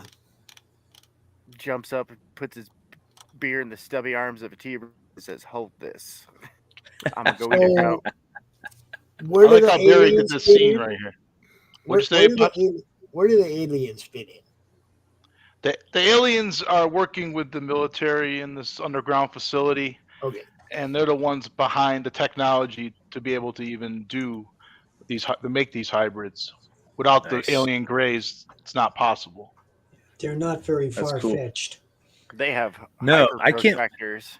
I can't believe how many people are talking about the hybrids. It's pretty amazing. It's a good fun theme, and It is, yeah, it is. I love I love to see a healthy competitive environment because for every 10 Battle Beyond the Stars, there's a Star Wars.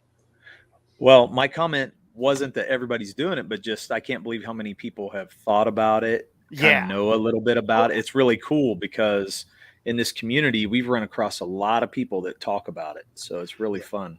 And I'm not knocking Battle Beyond the Star. I actually prefer it to Star Wars. Oh, wow. Yeah, I do. But I'm also old. So Shut up. I remember it. I wouldn't prefer it, but I remember it. Oh man, I love it. I'll put it on at any opportunity. Yeah. If I see it, like sometimes even while I'm scrolling YouTube, like free with ads, and I'm like, I have ad blocking software.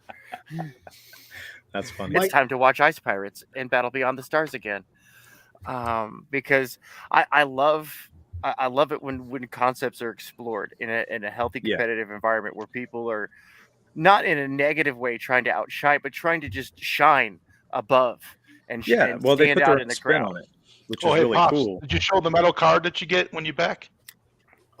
There's a second video at the top. After the trailer, you just go to the next one. Metal card. You just got done talking about metal cards. I love me metal cards. I got like 90 of these metal cards Phoenix Animation made for me.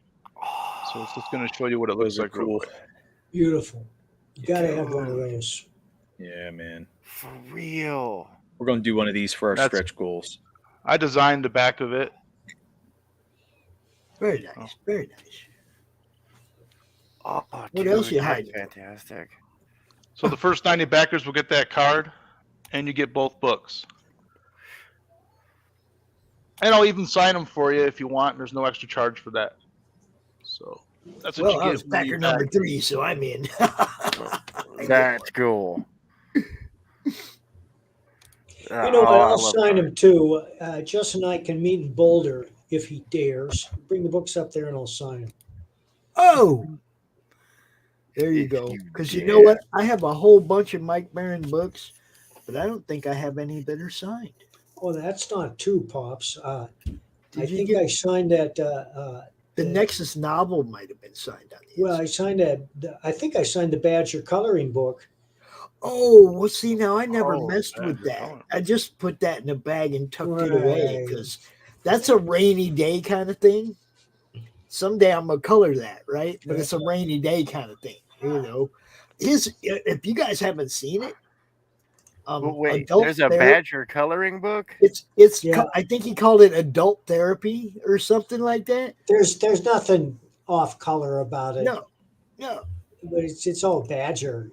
yes. Oh you yeah, gotta no, find a my picture of it. boys. I've got a collection of Badger comics for them, because I love going to the swap meets and grabbing like a whole long box and just bargaining Yes. it down and just see what I get. And that, yeah, no, and I use them as I use comic books as carrots, for getting they're carrots on the stick, man.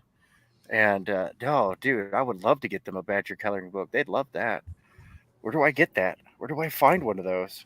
I have a. I never heard of copy that. of them. If you want to drop me a PM. All right, I definitely will. I definitely will. I've got a birthday coming up.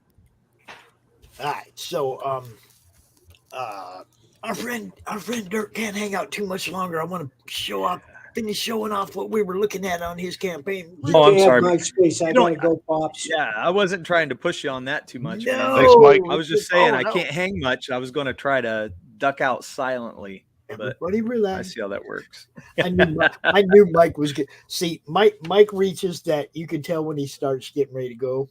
Yeah, yeah. And it's like, I was just giving him an exit. Oh yeah. You know what I mean? Pardon me. It's like Yeah. now, Justin, you can hang out and check this one out if you haven't seen it. Yeah, I've seen this one. It's a good one. Yeah, man. Thank you. Just went over the funding, so this one is safe. It's beautiful. Where were we at? We were I think I was right about there, huh? Yeah, we were just we were past that just- story area. Just past that. We were clear down like cover. Oh, like, because the- you were showing it. but- That's right. Yes. Yeah, I don't have a lot more to talk about. I mean, we covered most of it. I mean, I can talk for days about it if you really want me to, but yeah, I mean, we reached our funding, so now we're in the stretch. We're stretching for $3,000 for the. If you scroll down just a little bit, we've got the stretch goal. We're trying to get to the metal trading card too. So we have Mayor in his full armor. We're going to push for the metal trading card. Okay. Yeah, and then we're not revealing anything else after that. We're going to reveal more as we get there, but Right. Who knows? Who knows where we'll go? Eric Weathers, the king of letters. There you go. Mm-hmm. Yeah, we got a pretty good team, man. I'm pretty happy with our team. We got Kimasabi helping us out a little bit. He did some minor editing on it. Oh, fantastic. Yeah, and then we have Dio Lima coloring, Eric Weathers lettering, and then Murph and I kind of co-create. So we just Murph is mainly writing it, and then I put my 2 cents in. He lets me and shape it up, but it's mainly his baby, and we're just bringing it to fruition, getting it out there, pushing it. So, yeah, if you haven't backed it yet, check it out, and hope you guys like it. It second on my list. Second, after the Bills. Bills got. Oh, dude, I know, man. Gosh, I know. It's been terrible. Yeah, I mean, so many books I want to back right now. So. Well, for me, it's like the beginning of the month is the StreamYard and the phone, and without the StreamYard and the phone, there's no show. Yep, Roger. So yep. Those come first before backing books. You know, it's like they have to be taken care of. So, buy some Madness merch so that I can buy Dirk's book. It's all good, man. We still got plenty of time. We have, you know, we have another 40 days or so like that. You know, so we got plenty of time. Well, and that's why I'm always telling people, like, hey, you know, spread the word. Don't just don't necessarily just share the link.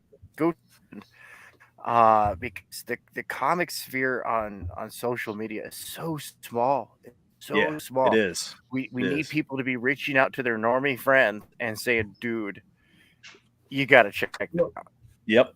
Like one of the things I like to do is I like to Facebook the genres. Yeah. Like if you have a horror book, I have horror groups. Yeah. That I can share that stuff to, and they're cool about it, right? Not all of them, but the ones that I'm in are cool about it. See, because I go look for those people. Hey, man, do you mind if I show you guys this stuff? No, it's cool. Great. So I have genres. Yeah. That I do this in as well, not just the madness, but you know, like I go looking.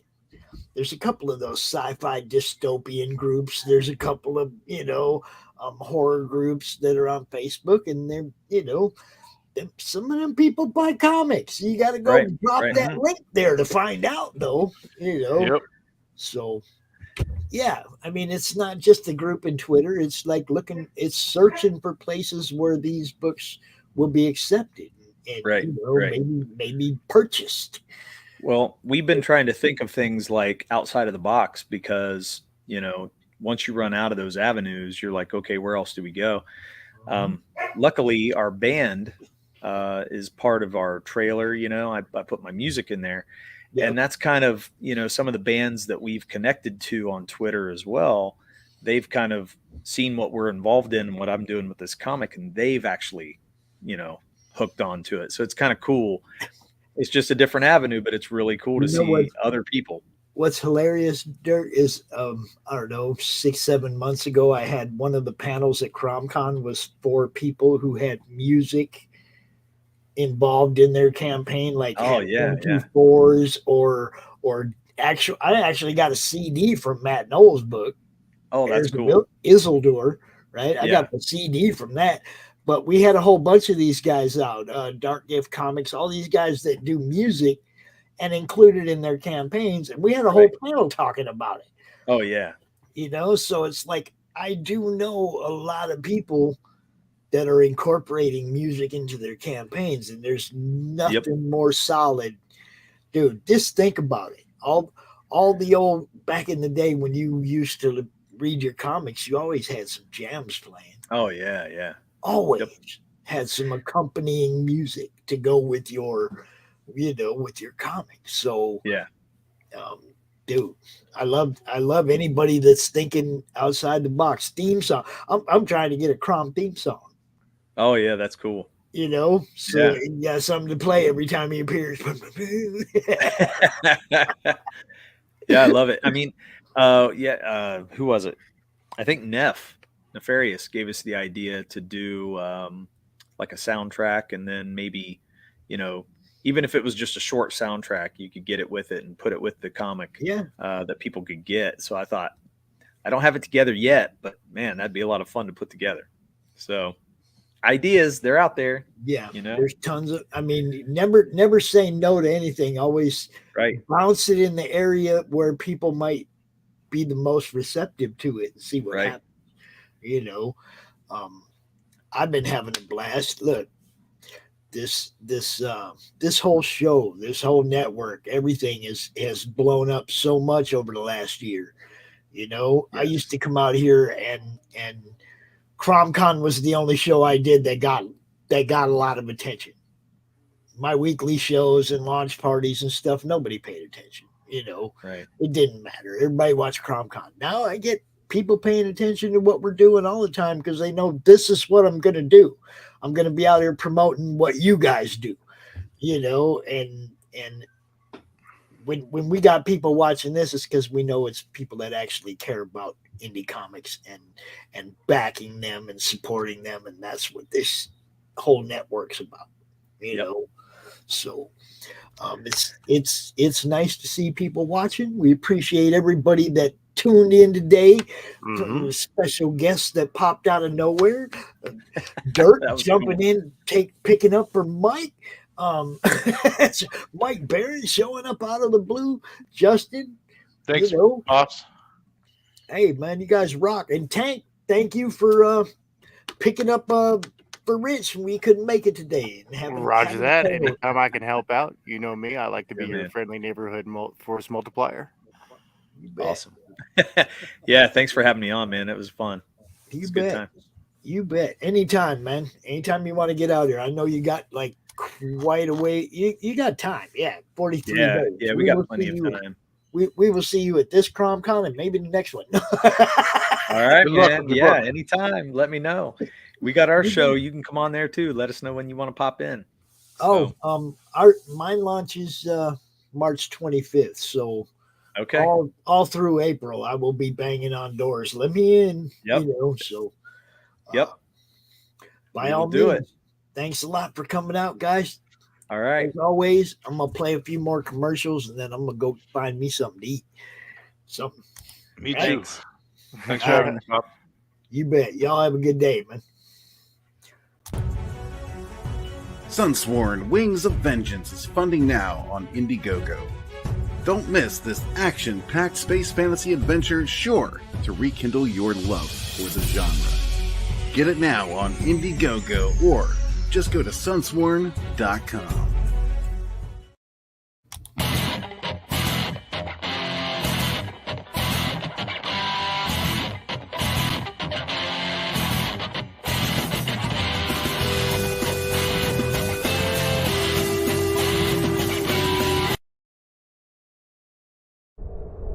In a world ravaged by monsters, a new evil has risen, poisoning the land and threatening humanity. Now, the Monster Matador, along with the meanest and baddest kaiju killers, have joined forces to kick its ass.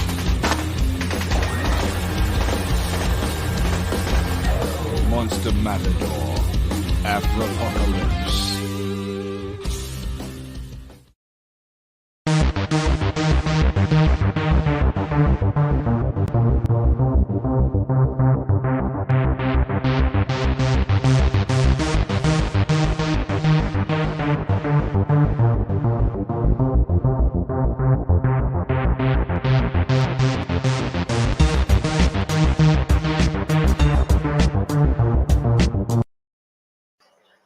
Yo, Pops here. Are you looking to be on Monday Madness? Is Monday no good? You need a special edition? Are you looking to be on the first timer spotlight on for you new guys?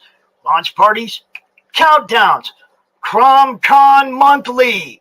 We got it all right here at the Madness Comic Network, providing online promotional services for the indie comic community and proud sponsor of Comic Books for Kids provides comic books to kids in hospitals and cancer centers across the U.S. It's a place where we can all work together to make sure every child has a comic book. 100% of all proceeds go towards the kids. It's about making a difference, and while they're in the hospital, allowing them to fly like a superhero, battle dragons, or rescue teddy bears. We are in every state in the country and now support over 160 hospitals. Every month, we add more. Visit CB4